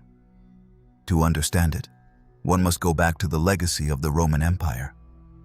After the definitive division between East and West, Constantinople rose as the new Rome, a political and spiritual center that radiated power and splendor. There, Christianity developed a rich liturgy, with solemn ceremonies, chants, and symbols that permeated daily life. In the West, on the other hand, Rome remained more isolated, surrounded by barbarian peoples and forced to forge alliances with emerging monarchs. The Latin Church became practical, centralizing, and increasingly linked to the authority of the Pope. Linguistic differences accentuated the gap. While in the East Greek was spoken, in the West Latin was the sacred and governing language. This separation was not a simple detail. It meant that the great theologians and the councils were interpreted differently, and that doctrinal nuances were transmitted with possible errors or different emphases. Words such as homoousios, used in the councils to speak about the nature of Christ, carried a different weight in each tradition, and translations did not always manage to transmit the same intention. Added to this were differences in liturgical practice and discipline. In the East, priests could marry before receiving ordination, while in the West, the idea of celibacy as a universal rule was consolidated. The bread used in the Eucharist also became a cause of discord. In the East, leavened bread was preferred, as a symbol of life, while in the West, unleavened bread was used, in memory of the Jewish Passover. These contrasts, which at first sight could seem secondary, became banners of identity that reflected different visions of faith. The most critical point came with a theological issue known as the Filioque Clause. In the original creed, approved in the First Ecumenical Councils, it was affirmed that the Holy Spirit proceeds from the Father. But in the West, little by little, the expression "and the Son" was added. That is, that the Spirit proceeds from the Father and the Son. For the Latin Church, this clarified the unity among the three persons of the Trinity. For the Eastern Church, on the other hand, it was an inadmissible alteration of a sacred text defined by universal councils. The tension over this phrase accumulated until it became a symbol of mutual distrust. The political context did not help reconciliation. The Pope of Rome claimed for himself a universal primacy, not only of honor, but of jurisdiction over all Christians. The Patriarch of Constantinople, for his part, considered that this claim was an intrusion into the life of the Eastern Church, which for centuries had been governed through a collegial system of patriarchs. What was at stake was not only a matter of titles, but the very vision of authority in the Church, centralized in a single figure, or shared in a balance of powers. In the year 1054, tensions erupted. The legate of Pope Leo IX arrived in Constantinople to demand that Patriarch Michael Carolarius accept Roman practices and primacy. The discussion became bitter, and finally, the papal legate placed a bull of excommunication on the altar of Saint Sophia. In response, the Patriarch excommunicated the Roman legates. Those gestures, charged with symbolism and rupture, officially sealed the separation between the Church of the East and that of the West. Christianity was split in two: the Roman Catholic Church and the Orthodox Church. The consequences were profound and lasting. Although at that time many may have thought that the division could be reversed, the truth is that as time passed, it was consolidated. Each tradition followed its own path. The Catholic Church reinforced its universal and centralized character in Rome, while the Orthodox cultivated a mystical spirituality linked to liturgy, to icons, and to communal experience. The attempts at reconciliation in later centuries, such as at the Council of Florence, did not succeed in closing the wound, and the Crusades, with the sack of Constantinople in 1204, made it even more irreconcilable. The schism was not only a matter of ecclesiastical hierarchies, but a cultural fracture. The West turned towards scholasticism, canon law, and expansion into new lands. The East took refuge in contemplation, in apophatic theology that affirms that God transcends any human concept, and in a liturgy that sought to anticipate the glory of the heavenly kingdom. Two different ways of living the same faith were affirmed as their own paths, and although they shared the same sacraments and the same gospel, their relationship remained marked by mistrust. Until today, the Great Schism continues to be a reminder that Christian unity, so often proclaimed as an ideal, is fragile and complex. Orthodox and Catholics recognize one another as brothers in the faith, but separated in communion. Byzantine icons and Gothic cathedrals are visible symbols of that bifurcation, different expressions of a spirituality that, although rooted in the same gospel, grew in diverse directions. And while East and West consolidated their separation, in the heart of Europe another spiritual earthquake was beginning to take shape, not between Greeks and Latins, but within the West itself. The internal tensions, accumulated over centuries, were about to explode in a reform that would shake the very foundations of the Roman Church and give rise to new branches of Christianity that would change the world forever. Protestant Reformation. At the dawn of the 16th century, Europe was boiling with social, political, and spiritual tensions. Western Christianity, which had consolidated its unity after the schism with the East, now faced a crisis born in its very heart. For centuries, the Church had accumulated power and wealth, had exercised unquestioned authority, and had shaped daily life from birth to death.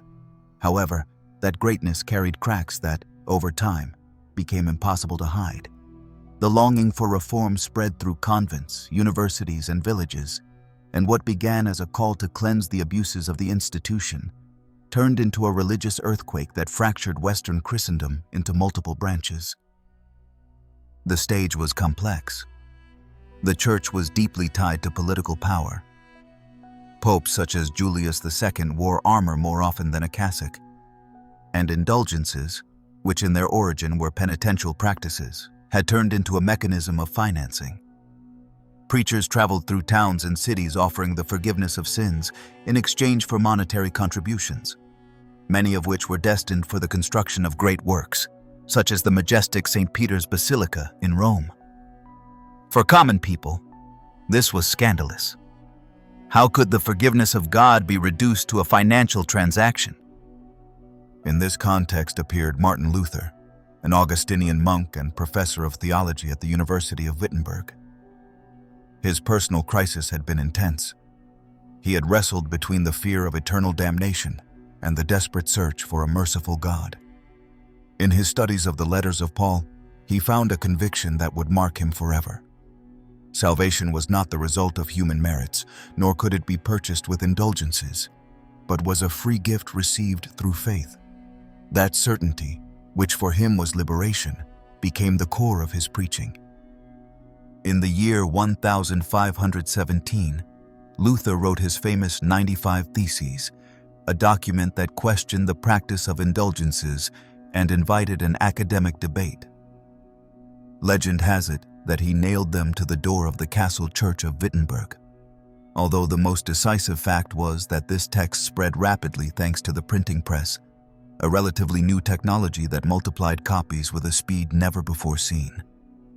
In a few months, Luther's ideas spread throughout Germany and began to awaken sympathies, resistances, and, above all, an intense debate. The dispute was no longer a minor matter. By questioning indulgences, Luther was challenging papal authority and the very economy of the Church. Rome reacted harshly, and after several attempts at dialogue, condemnation was inevitable. In the year 1520, Pope Leo X excommunicated him, and shortly after Emperor Charles V declared him an outlaw at the Diet of Worms. But by then, the message had already ignited in the hearts of many princes and communities who saw in it not only a spiritual renewal, but also an opportunity for independence from Rome and from imperial power. The Protestant Reformation was not a uniform movement, but a mosaic of currents that agreed in criticizing the Roman Church, but that differed in multiple aspects. In Switzerland, Ulrich Zwingli promoted a more radical reform that eliminated images, altars, and practices that he considered superstitious. In Geneva, John Calvin developed a rigorous theology centered on the absolute sovereignty of God and on the idea of predestination. In England, the tensions between Henry VIII and the Papacy over political and marital issues led to the creation of the Anglican Church, with the king as its supreme head. Each of these branches had its own character. The Lutherans defended justification by faith and the centrality of Scripture. The Calvinists emphasized discipline, austerity, and a vision of society governed by biblical principles. The Anglicans sought a balance between tradition and reform. What united them all was the conviction that the Bible had to be accessible to all believers in their vernacular language, and that supreme authority did not reside in Rome, but in the Word of God. The cultural impact of the Reformation was gigantic. The translation of the Bible into German by Luther not only brought the scriptures closer to the people, but also helped unify the German language. In Reformed countries, literacy became a priority because reading the Bible was a duty of every Christian. Music also changed. Simple hymns, sung by the congregation, replaced the complex polyphonies of choirs.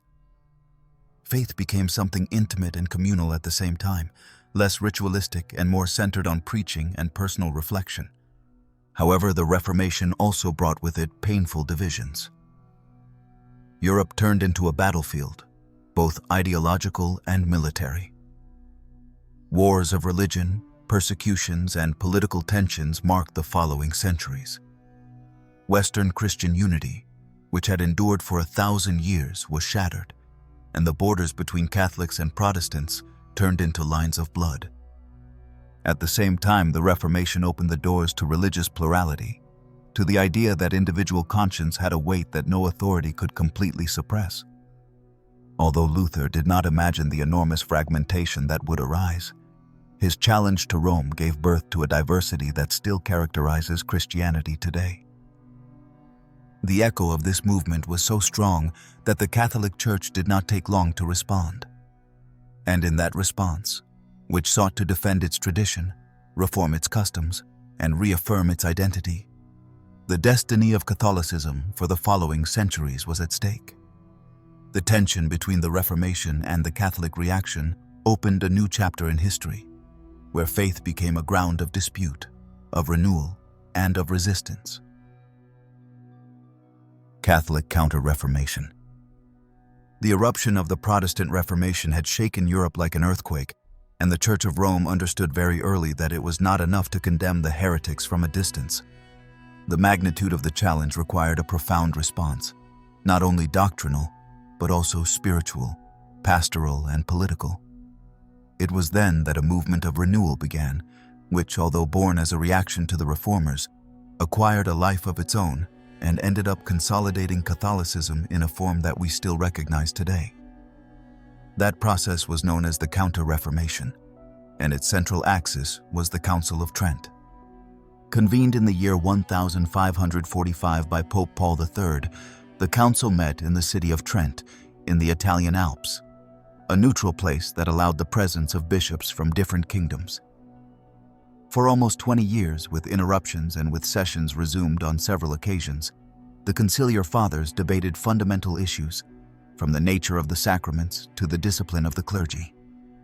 The sessions were full of tension, for the task was to define how the face of the Catholic Church should be in response to Protestant criticisms and to its own internal excesses. The council strongly reaffirmed tradition. Salvation, it was proclaimed, was not only through faith, but through the cooperation between divine grace and human works. The authority of the Church stood above the individual interpretation of the Bible, and the scriptures had to be read in the light of tradition and of the magisterium.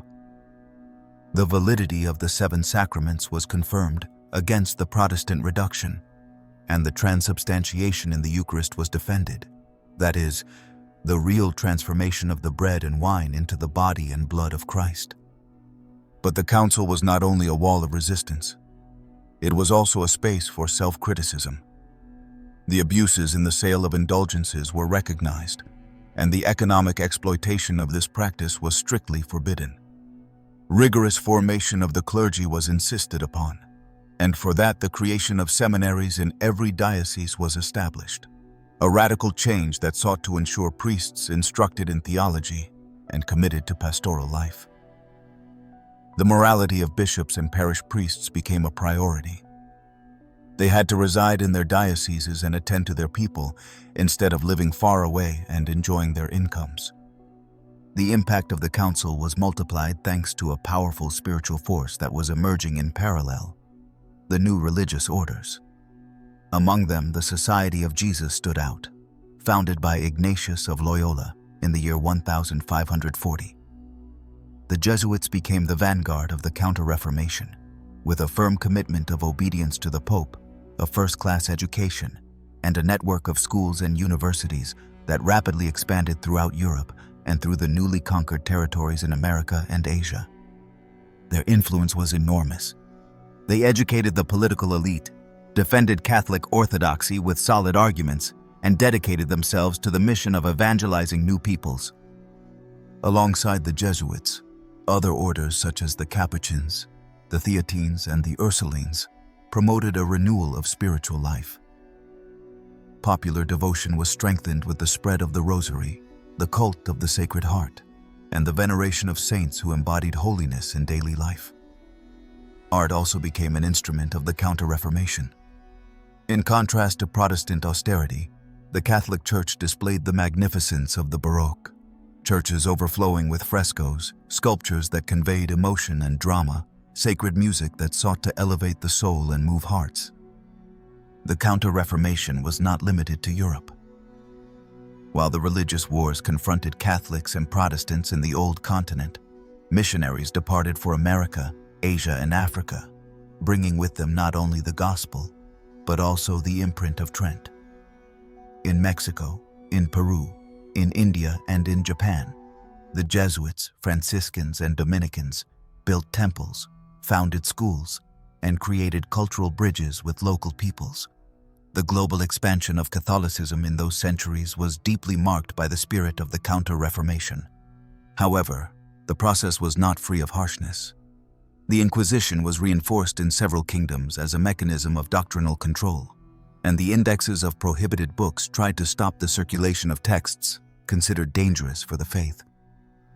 The rigor with which heresies and deviations were persecuted shows to what extent Rome was determined not to allow new fractures in its structure. Unity was preserved at the cost of strict control, although it is also true that this control gave stability in a time of crisis. The religious wars in Europe, such as the 30 Years' War, revealed the magnitude of the conflict between Catholics and Protestants. Although finally the Peace of Westphalia in the year 1648 recognized the coexistence of different confessions, the Counter-Reformation ensured that in the countries faithful to Rome, the Catholic identity was consolidated in a profound and lasting way. Spain, Italy, Poland, and much of Austria became bastions of a Tridentine Catholicism that would shape culture, art, and politics for centuries. What was born as a reaction was transformed into renewal. The Counter-Reformation gave Catholicism doctrinal clarity and internal discipline that allowed it to survive the storm of the Reformation. If the Roman Church had been at risk of fragmentation, Trent gave it cohesion and a sense of mission. Spirituality was enriched, liturgy was unified, and Catholic education reached a level of influence that shaped entire generations. By the conclusion of the Council, the Catholic Church was different from the one that had convened it. Firmer, more centralized, more conscious of its role in the world. That process did not close the wounds opened by the Reformation, but it did allow Catholicism to affirm itself as a living force, capable of resisting and projecting itself towards new horizons. And while the Jesuits traced roots toward distant continents and the Baroque filled the naves of churches with light, Europe remained a field of tensions, where new conquests and revolutions would mark the course of faith in the centuries to come. Christianity in America. When European ships crossed the Atlantic Ocean in the 15th century, Christianity began a journey that would transform not only the religious history of the American continent, but also the destiny of millions of people. The arrival of Christopher Columbus to the islands of the Caribbean in the year 1492 opened the door to a wave of exploration, conquest, and colonization that was accompanied, from the very beginning, by the cross. For the Iberian monarchs, the expansion of their dominions had to go hand in hand with evangelization, and the papal bulls granted Spain and Portugal the right, and also the obligation, to bring the Catholic faith to the new territories. The first contacts were complex and full of tensions. The native peoples of America possessed rich worldviews with deeply rooted religious systems, monumental temples, rituals of great solemnity, and gods that represented forces of nature and aspects of daily life. In the face of this diversity, the missionaries who accompanied the conquerors encountered a colossal challenge. introducing a single god into cultures where the divine was dispersed in multiple manifestations. The clash was inevitable, but so was dialogue, at times forced and at times surprisingly creative. Franciscans, Dominicans, and Augustinians were the first to travel the roads of Mexico and Peru. Their method consisted of learning local languages, translating prayers and catechisms, and building temples on the ruins of the ancient sanctuaries. Where once the gods of Mesoamerica or the Andes were worshipped, churches consecrated to the Virgin or to the saints were erected. This material substitution was also symbolic. It sought to show the supremacy of Christianity, but at the same time, the new Christian communities adopted elements of the indigenous cultures, generating a syncretism that would shape American religiosity. In Mexico, the story of the apparitions of the Virgin of Guadalupe in the year 1531 became a powerful symbol. According to tradition, the Mother of Christ appeared to the indigenous man Juan Diego on the hill of Tepeyac, speaking in Nahuatl and asking for the construction of a temple in that place. The event, recognized by the Church, was interpreted as a bridge between indigenous spirituality and the Catholic faith, and over time, Guadalupe became an emblem of identity for the mestizo peoples of America. In the Andes, the Jesuit reductions offered another face of Christianity. These communities, established in regions such as Paraguay, sought to protect the indigenous people from the abuses of the encomenderos, while at the same time instructing them in the faith and in useful trades. The Jesuits organized societies where music, art, and education flourished, leaving a legacy that even today surprises for its sophistication. However, the expulsion of the Society of Jesus in the 18th century put an end to many of these experiences, and with it vanished a model that had achieved a certain harmony between evangelization and cultural respect. Christianity in America cannot be understood without the shadow of violence. The conquest brought with it slavery, epidemics, and the destruction of ancestral temples. For many peoples, the imposition of faith was inseparable from the loss of their traditional world. However, despite the harshness of the process, indigenous and African descendant communities did not merely accept European religion passively. They reinterpreted it, incorporated their own symbols, and in that process was born a mestizo religiosity, vibrant and unique. In Brazil, Catholicism merged with African traditions brought by enslaved people. From that fusion emerged expressions such as candomblé and umbanda, which combined Catholic saints with African orishas. In the Caribbean, similar practices gave rise to Santeria and voodoo, where Christian devotion coexists with rites inherited from Africa. This syncretism shows how faith adapted, resisted, and transformed in contexts of oppression and cultural mixing. While Catholicism expanded under the tutelage of the Iberian crowns, in the northern part of the continent, the panorama was different. With the arrival of the Puritan pilgrims to New England in the year 1620, Protestantism took root in what would later become the United States. Those colonists sought religious freedom from persecution in Europe, and in the American lands they found a space to build communities based on their interpretation of the Bible. Their influence profoundly marked North American culture, which from its origins was imbued with a biblical spirit and with a sense of providential mission. In the English colonies, Congregational Baptist and Quaker churches flourished vigorously, and in the 18th century, the Great Awakenings revived religious fervor, giving rise to a style of Christianity that was emotional and centered on the personal experience of conversion. This dynamism, very different from the hierarchical Catholicism of Hispanic America, created a religious plurality that consolidated over time in the United States, a country that would become the most fertile ground for Protestant denominations. Throughout the centuries, Christianity in America did not remain static. With the independence of the Latin American countries, the Catholic Church lost part of the control it had exercised under the patronage of the crowns, but it continued to be a dominant cultural force.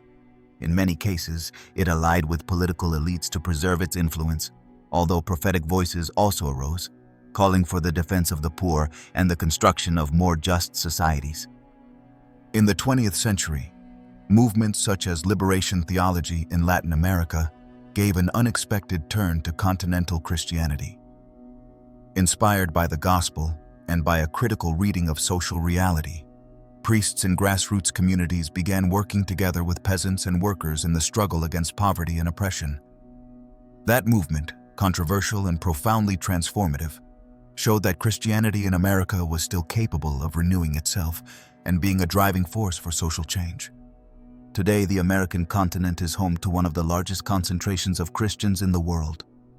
From the solemnity of colonial cathedrals in Mexico and Lima, to the evangelical temples expanding in the outskirts of Sao Paulo or Guatemala City, faith continues to shape the lives of millions. America became a religious laboratory where traditional Catholicism, historic Protestantism, Pentecostal churches, and charismatic movements coexist, in a diversity that reflects both the European heritage and the spiritual creativity of indigenous and African descendant peoples. The history of Christianity in America is, ultimately, a history of encounters and disagreements, of impositions and resistances, of painful losses and of new forms of hope. It is the story of how a religion that arrived in ships was mixed with ancient cultures and gave birth to a spiritual mosaic that still beats strongly. And while that heartbeat expanded from the Andes to the North American prairies, the Christian world as a whole found itself challenged by new intellectual and political currents that would transform the relationship between faith, reason, and power. Enlightenment and Revolutions. The 18th century is often called the Century of Lights, a period in which ideas began to openly challenge the foundations upon which Christian Europe had been built. After centuries in which religion had set the rhythm of politics, culture, and science, a new critical spirit emerged, driven by philosophers, scientists, and thinkers who saw in human reason the supreme tool for deciphering the world. In that context, Christianity found itself facing an unprecedented adversary, not enemy armies, nor rival kings, nor barbarian invasions, but a profound questioning that came from libraries, academies, and enlightened salons. The central figures of the Enlightenment, such as Voltaire, Rousseau, Diderot, and Montesquieu, dedicated themselves to examining the power of the Church and its influence on social life. Many of them did not necessarily reject the idea of God, but they did reject the absolute authority of religious institutions. The proposal of a rational deism, in which God was conceived as a creator being but distant, unrelated to miracles and daily intervention, called into question the very core of Christianity, which had built its identity around revelation, the incarnation of Christ, and the providential action in history. The Encyclopedia of Diderot and d'Alembert became a symbol of this change. Its purpose was to gather all human knowledge under a rational and systematic vision, without depending on ecclesiastical tradition. The pages of that monumental work conveyed the feeling that humanity could advance on its own, illuminated by reason, without the need for spiritual tutelage. For the Church, that was unsettling. For centuries it had been the depository of knowledge and culture, and now it saw how a new generation sought to emancipate itself from its magisterium. Science reinforced this process. The heliocentrism of Copernicus and Galileo had already put into crisis the medieval vision of the cosmos. But it was in the 17th and 18th centuries, when the discoveries of Newton and other scientists showed a universe governed by natural laws, predictable and measurable. The image of a world ruled by mechanical laws seemed to reduce the space for divine intervention. The miracle became suspicious, the supernatural was relegated, and faith had to learn to coexist with a horizon dominated by experimentation and mathematical logic. The impact of these ideas was not limited to intellectual discussions. The Enlightenment was also a social and political movement. The questioning of absolute monarchy and the defense of liberty, equality, and fraternity found their highest expression in the French Revolution of 1789. There, Christianity was swept into an unprecedented storm. The Church, closely tied to the old regime, was stripped of its goods, its monasteries were closed, and many priests were persecuted. In the Cathedral of Notre Dame, in Paris, the cult of the goddess Reason was established as a declaration of independence from traditional faith. The process was not homogeneous. While in France the tension reached dramatic extremes, in other places Christianity found ways to adapt. In England, for example, Anglicanism knew how to coexist with the Enlightenment spirit, and in fact, the biblical and missionary societies that arose in the 19th century were born under that influence. In Germany, philosophers such as Kant and Hegel tried to reconsider the relationship between faith and reason, seeking a balance between Christian tradition and the new intellectual horizon. In America, the revolutions of independence also carried the stamp of the Enlightenment. Figures such as Simón Bolívar and Thomas Jefferson were inspired by those principles to design new republics, where religion had to coexist with the ideal of individual liberty. The separation between church and state became one of the strongest banners, especially in the United States, where the First Amendment guaranteed religious freedom from a very early time, creating fertile ground for the plurality of denominations. Christianity, far from disappearing under the assault of the Enlightenment, began to transform. Some movements within the Catholic Church sought to defend tradition at all costs, closing themselves to any novelty, while others sought to integrate the criticism, to purify the excesses of power, and to rescue what was essential in faith. On the Protestant side, Pietism in Germany and Methodism in England promoted a more personal Christianity, centered on spiritual experience, as a response to the cold rationalism that seemed to empty religion of emotion and inner life. The 18th century thus left a complex scenario. On the one hand, the Christian faith was weakened in its political and cultural structures, losing the absolute centrality it had held during the Middle Ages. On the other hand, new ways of living spirituality arose, more intimate, freer, more connected to individual experience. The Enlightenment did not put an end to Christianity, but it forced it to rethink itself, to review its foundations, and to seek new ways of dialoguing with the modern world. With the arrival of the 19th century, that dialogue would become even more challenging. Science would advance toward unsuspected horizons. Revolutionary ideologies would alter the political map, and religion would have to face a scenario in which it was no longer the only voice, but one among many. It was the beginning of a long transition in which Christianity would have to decide whether to lock itself within its own walls or to accept the challenge of interacting with an ever-changing world. Christianity in the modern era. The 19th century opened its doors to a different world, marked by the unstoppable force of science, the industrial expansion, and the social movements that radically transformed the lives of millions of people. In that setting, Christianity, far from fading, found itself at a decisive crossroads. Either it remained anchored in the nostalgia of a lost power, or it embraced the challenge of engaging in dialogue with a modernity that confronted it on multiple fronts. The Industrial Revolution, with its factories, trains, and expanding cities, altered not only the economy, but also social structures. Multitudes of peasants abandoned the fields and crowded into working-class neighborhoods, where poverty, exploitation, and disease became a daily part of existence. The Church, faced with this new landscape, had to rethink its mission. Currents of thought then emerged that sought to respond to the cry for justice, such as Catholic social doctrine, inaugurated with the encyclical Rerum Novarum by Pope Leo XIII in the year 1891, which defended the dignity of workers, the right to a just wage, and the importance of solidarity in the face of unrestrained capitalism. In parallel, Protestant movements experienced an unprecedented missionary awakening. Bible societies, evangelical associations, and Methodist, Baptist, and Presbyterian groups launched global campaigns to bring the gospel to Africa, Asia, and Latin America. Christianity thus became a worldwide phenomenon, with communities emerging in territories that until then had been on the margins of European faith. This missionary drive coincided with colonialism, which raised tensions and contradictions.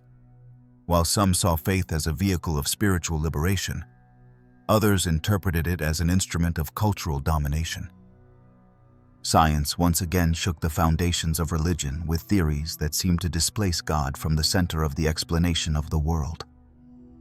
The most emblematic case was the publication of The Origin of Species by Charles Darwin in the year 1859, which proposed the evolution of life through natural selection. For many believers, this idea clashed head-on with the biblical account of creation. The controversy extended for decades and, in some way, is still alive, for it opened a profound debate about how to interpret the scriptures and how to harmonize faith with scientific discoveries.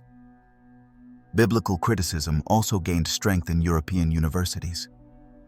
Historical and philological studies applied to the Bible began to question its literal character, revealing the diversity of sources, contexts, and traditions that compose it. This generated resistance among conservative sectors, who feared that questioning the letter would weaken faith, but it also opened the way to a richer and more nuanced understanding of the sacred texts. Modernity, however, was not only a threat, it also offered opportunities. In many countries, the separation between church and state, which at first had seemed like a devastating blow, allowed religious freedom and the emergence of new forms of spiritual expression. In the United States, for example, that plurality translated into religious dynamism that gave rise to innovative denominations, revival movements, and communities that connected with the daily lives of people. In Latin America, Christianity faced a different scenario. Independence movements had weakened the control of the Catholic Church, but popular faith remained deeply rooted.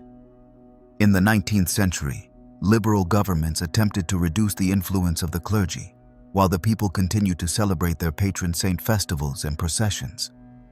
That tension between the institutional and the popular gave shape to a religiosity that survived beyond political changes, keeping alive the devotion of millions.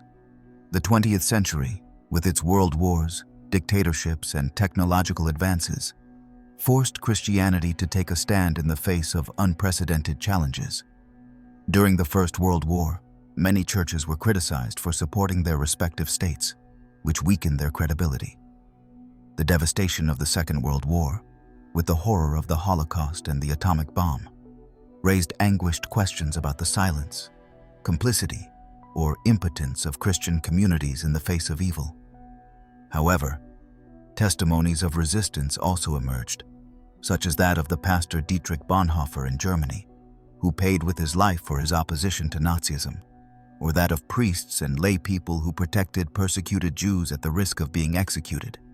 The second half of the century saw Christianity confronted with a world changing at a dizzying pace. The rise of communism in Eastern Europe and in Asia turned millions of believers into persecuted people. In the Soviet Union, churches were closed, monasteries destroyed, and priests sent to labor camps. Yet faith did not disappear. It took refuge in secrecy, in families who prayed in private, and in communities that kept the flame alive despite repression. In Africa and Asia, Christianity experienced surprising growth. Far from being a purely European phenomenon, faith took root in African communities that reinterpreted the evangelical message from within their own cultures, giving rise to vibrant liturgies and indigenous movements. In South Korea, Protestant churches flourished with such force that, by the end of the 20th century, the country had some of the largest congregations in the world. Modernity also gave way to new spiritual expressions, such as Pentecostalism, which emerged at the beginning of the 20th century in the United States and spread with astonishing speed. Its emphasis on the direct experience of the Holy Spirit, charismatic gifts, and communal enthusiasm connected with millions of believers, especially among the humblest sectors. Today, Pentecostalism is one of the fastest-growing Christian currents worldwide. The modern era, with its lights and shadows, forced Christianity to transform, to open itself to cultural plurality, to coexist with science, and to resist the temptation of absolute power. It was not a simple time. The churches were forced to face deep criticism, sometimes fair and sometimes merciless, but the result was a Christianity much more diverse, more widespread geographically, and more conscious that its message had to engage in dialogue with the contemporary world. With the progress of the 20th century, that dialogue would reach a culminating point in an event that would forever mark the history of the Church. An assembly in Rome that sought to open windows, renew language, and bring faith closer to the men and women of its time. The Second Vatican Council. At the heart of the 20th century, when the world was still recovering from the devastation of 2 world wars and humanity was stepping into the age of technology, the space race, and the tensions of the Cold War, Catholic Christianity took a surprising step. It opened wide the doors of its millennial tradition to face modernity directly. That decisive moment took place at the Second Vatican Council, convened by Pope John XXIII in 1962, an event that forever changed the history of the Church. John XXIII was not considered a revolutionary, but rather a simple man, kind-hearted in character, who had reached the papacy at an advanced age. No one imagined that he would be the one to initiate one of the deepest reforms of recent centuries. However, with pastoral intuition that surprised everyone, he launched a bold idea. The Church had to open the windows and let in fresh air. It was necessary to aggiornare, to bring up to date, to review the forms without betraying the essential message. That Italian word, seemingly light, became the symbol of a renewal that would shake internal structures and provoke intense debates. The council gathered more than 2,500 bishops from across the globe, something never seen before. Cardinals arrived from Europe, missionaries from Africa, prelates from Latin America, representatives from Asia, voices from East and West. The assembly was not only numerically impressive, but also culturally diverse. For the first time, the Universal Church revealed itself in its full breadth, beyond the traditional centers of power. The sessions were held in St. Peter's Basilica in Rome, where long lines of bishops dressed in white stretched like a human river in the midst of the architectural grandeur of Michelangelo and Bernini. The subjects addressed were multiple and of enormous significance. One of the most visible changes was the liturgical reform. The Mass ceased to be celebrated exclusively in Latin and began to use the vernacular language of each people. This gesture brought the liturgy closer to the faithful, who could now understand and participate more actively. The position of the priest also changed. No longer turning his back to the people, he now stood facing them, in a gesture of closeness that transformed the everyday religious experience. The Council also reflected on the relationship between the Church and the modern world. The Constitution Gaudium et Spes recognized the joys and sufferings of contemporary humanity as its own. This was an enormous shift. Instead of looking suspiciously at scientific advances, social changes, and cultural movements, the Church committed itself to dialogue, to listen, and to contribute from its tradition a voice that would illuminate without imposing. Another key document, Lumen Gentium, redefined the identity of the Church as the people of God, emphasizing the importance of all the baptized, not only the hierarchy. This meant recognition of the role of the laity, called to be protagonists of Christian life in the midst of their work, families, and societies. Episcopal collegiality was also recognized. That is, the Pope did not govern alone, but in communion with all the bishops. One of the most revolutionary gestures was dialogue with other religions. The document Nostra Aetate expressed respect for non-Christian religious traditions, highlighting points of encounter with Judaism, Islam, Hinduism, and Buddhism. In a world marked by interreligious conflicts, that recognition was a breath of hope and a path toward understanding. The relationship with the Jews was especially significant. Anti-Semitism was explicitly condemned, and the spiritual bond between Christianity and Judaism was acknowledged. The Council also opened a door to ecumenism, the effort for unity among Christians. Orthodox and Protestant communities were recognized as sisters in faith, sharing the same baptismal root. What today may seem natural was at that time a radical change, because for centuries mutual distrust had prevailed. The impact of Vatican II was felt in every corner of the globe. In Latin America, for example, it was interpreted as an impetus for a church closer to the poor, which gave rise to pastoral renewal movements that marked an entire generation. In Africa and Asia, communities discovered that they could express faith with their own symbols and languages, without the need to rigidly copy European molds. In Europe, although the process was more complex, a space was opened for dialogue with increasingly secularized societies. There was no shortage of resistance. Some sectors believed that the changes endangered the identity of the faith and that too much was being conceded to modernity. In fact, some groups separated from Rome in protest, convinced that the council had betrayed tradition. Yet despite the tensions, the reforming impulse endured and left a mark that continues to this day. What was fascinating about Vatican II was not only the content of its documents, but the spirit it conveyed. It was a new atmosphere, a sense that the Church could walk alongside humanity, learn from it, and offer its message not through imposition, but through fraternity. That attitude, beyond internal debates, marked entire generations of Christians who discovered that faith could be lived with renewed freshness. The Council did not solve all problems.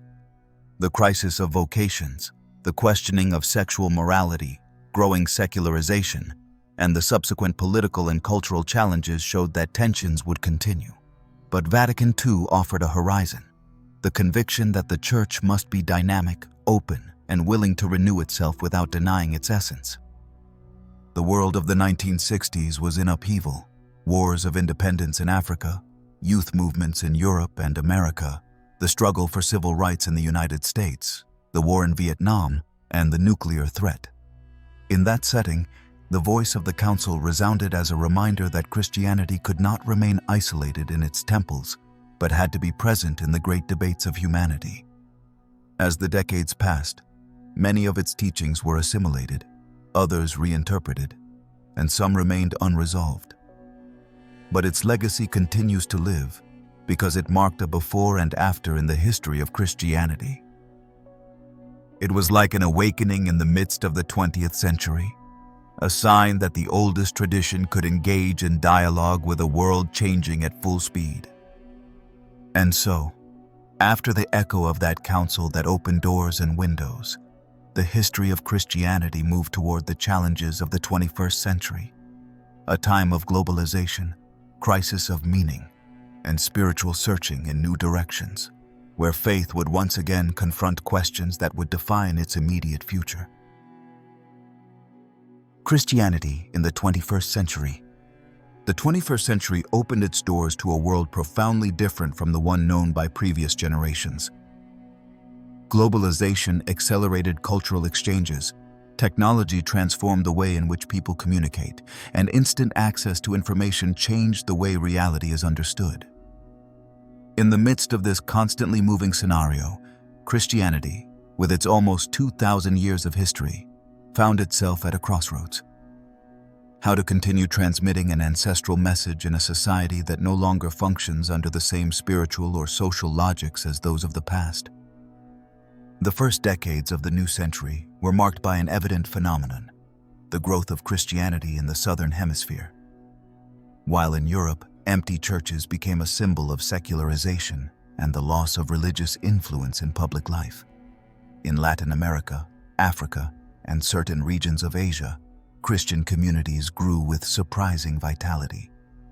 On the African continent, for example, the number of believers increased exponentially, with communities that combined biblical tradition with their own cultural expressions, creating a vibrant Christianity, deeply communal and rooted in the experience of daily life.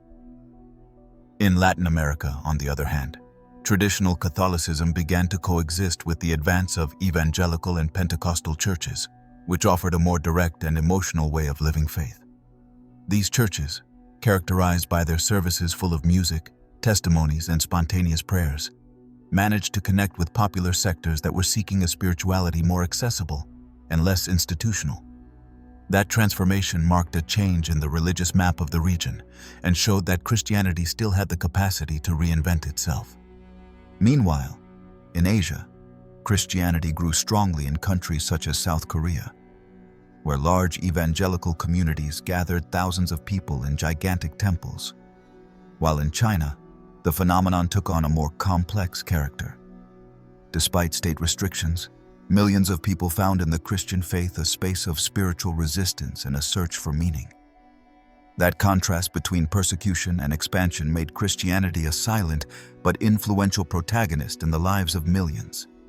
In contrast to these regions of vitality, Europe was experiencing a very different process. The continent that for centuries had been the heart of Christianity began to undergo a religious emptying. Countries such as France, Germany, and the Netherlands saw how their cathedrals, once overcrowded, became spaces visited more by tourists than by faithful. Younger generations grew up without a strong link to faith, and religious discourse lost influence in social and political debates. However, even in the midst of that apparent decline, Christianity found new ways to manifest itself. Small communities committed to social causes, and spiritual movements that proposed a faith more silent, less institutional, and more oriented toward personal experience. Technological advancement also posed unprecedented challenges. The arrival of the internet and later of social networks transformed the way in which the religious message is spread. Today it is possible to attend Mass online, listen to a sermon from the other side of the planet, or follow theological debates on digital platforms. But this same digital revolution also exposed Christianity to new criticisms, questions, and comparisons with other spiritual traditions. The voice of the Church no longer occupies a privileged place, but must compete with a multitude of discourses in the vast ocean of the Internet. Another phenomenon that marked Christianity in this new century was the crisis of sexual abuses committed by members of the clergy. The magnitude of the cases, added to the institutional silence that for years attempted to hide them, generated a profound wound in the credibility of the Catholic Church. Millions of faithful felt betrayed, and the institution had to face not only legal claims and economic losses, but also a moral crisis of enormous proportions. Recent pontificates, especially that of Benedict XVI and that of Francis, had to confront this painful issue head-on, with internal reforms and requests for forgiveness, although the wounds remain open and continue to challenge the trust of many believers. Pope Francis, elected in the year 2013, represented a sign of renewal. His close style, his simple language, and his concern for the poor and for social justice managed to awaken unexpected enthusiasm, even in sectors distant from faith. From his encyclical Laudato Si', dedicated to the care of creation and the problem of climate change, to his gestures of humility, such as living in the residence of Santa Marta instead of the papal apartments, Francis showed a different way of exercising the papacy, more in tune with contemporary challenges than with old forms of power. But 21st century Christianity is not reduced to the papal figure, nor to Catholicism. The evangelical world, with its diversity of denominations and its capacity to adapt to different cultural contexts, became a fundamental actor.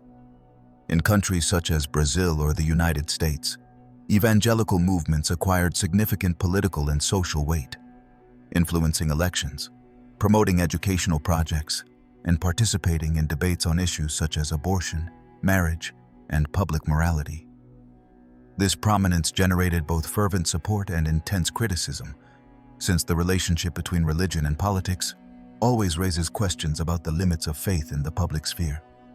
The 21st century has also been witness to a growing spiritual plurality. Christianity is no longer the only predominant option in many societies, but coexists with a mosaic of religions, philosophies, and alternative spiritualities. In this context, many believers are called to dialogue, to defend their faith not from imposition, but from personal conviction and the testimony of life. Interreligious dialogue became a necessity rather than a desire, and in various corners of the planet, initiatives emerged to bring together Christian, Muslim, Jewish, Buddhist, and Hindu leaders, seeking to promote peace in a world marked by ideological and religious conflicts. One of the most fascinating traits of contemporary Christianity is the search for new ways of living faith in fragmented societies. Many young people no longer feel attracted to rigid structures, but they do seek spiritual experiences that allow them to connect with the transcendent. Thus arise small communities, meetings in homes, charismatic movements, and groups that combine prayer, music, and social commitment. This diversity can be seen as a challenge for traditional institutions, but also as a sign of vitality that shows that Christianity has not lost its ability to reinvent itself. The future of Christianity in this century remains open. Some analysts argue that faith will retreat into small fervent groups, while others believe that the expansion in the Southern Hemisphere will guarantee its permanence as one of the great spiritual forces of the planet. What is certain is that, beyond statistics and cultural changes, Christianity continues to occupy a central place in the lives of billions of people who find in it comfort, hope, and a sense to guide their existence. The 21st century presents itself as a time of transition, where Christianity no longer dominates the cultural landscape as in past eras, but neither does it disappear. Instead, it transforms, it dialogues, and it seeks new languages to make itself present. In this process, the millennial tradition faces the challenge of being faithful to its original message, while responding to unprecedented questions posed by science, ethics, politics, and the daily life of a humanity that advances with giant steps toward the unknown. Thus, after a long journey that began more than 2,000 years ago, in a small province of the Roman Empire, the history of Christianity continues being written today. In every community that prays, in every believer that acts with compassion, in every gesture of faith that, despite challenges, keeps alive the flame of a tradition that, in one way or another, continues shaping the world in which we live. And here this fascinating journey comes to an end. I hope you have enjoyed it as much as I have while telling it to you. If you are passionate about the mysteries of history and want to continue exploring with me, do not forget to leave your comment, share your opinion, and, of course, subscribe to the channel so that you do not miss the upcoming episodes. I thank you for having accompanied me until the end. And now, it is time for me to say goodbye. Very good night.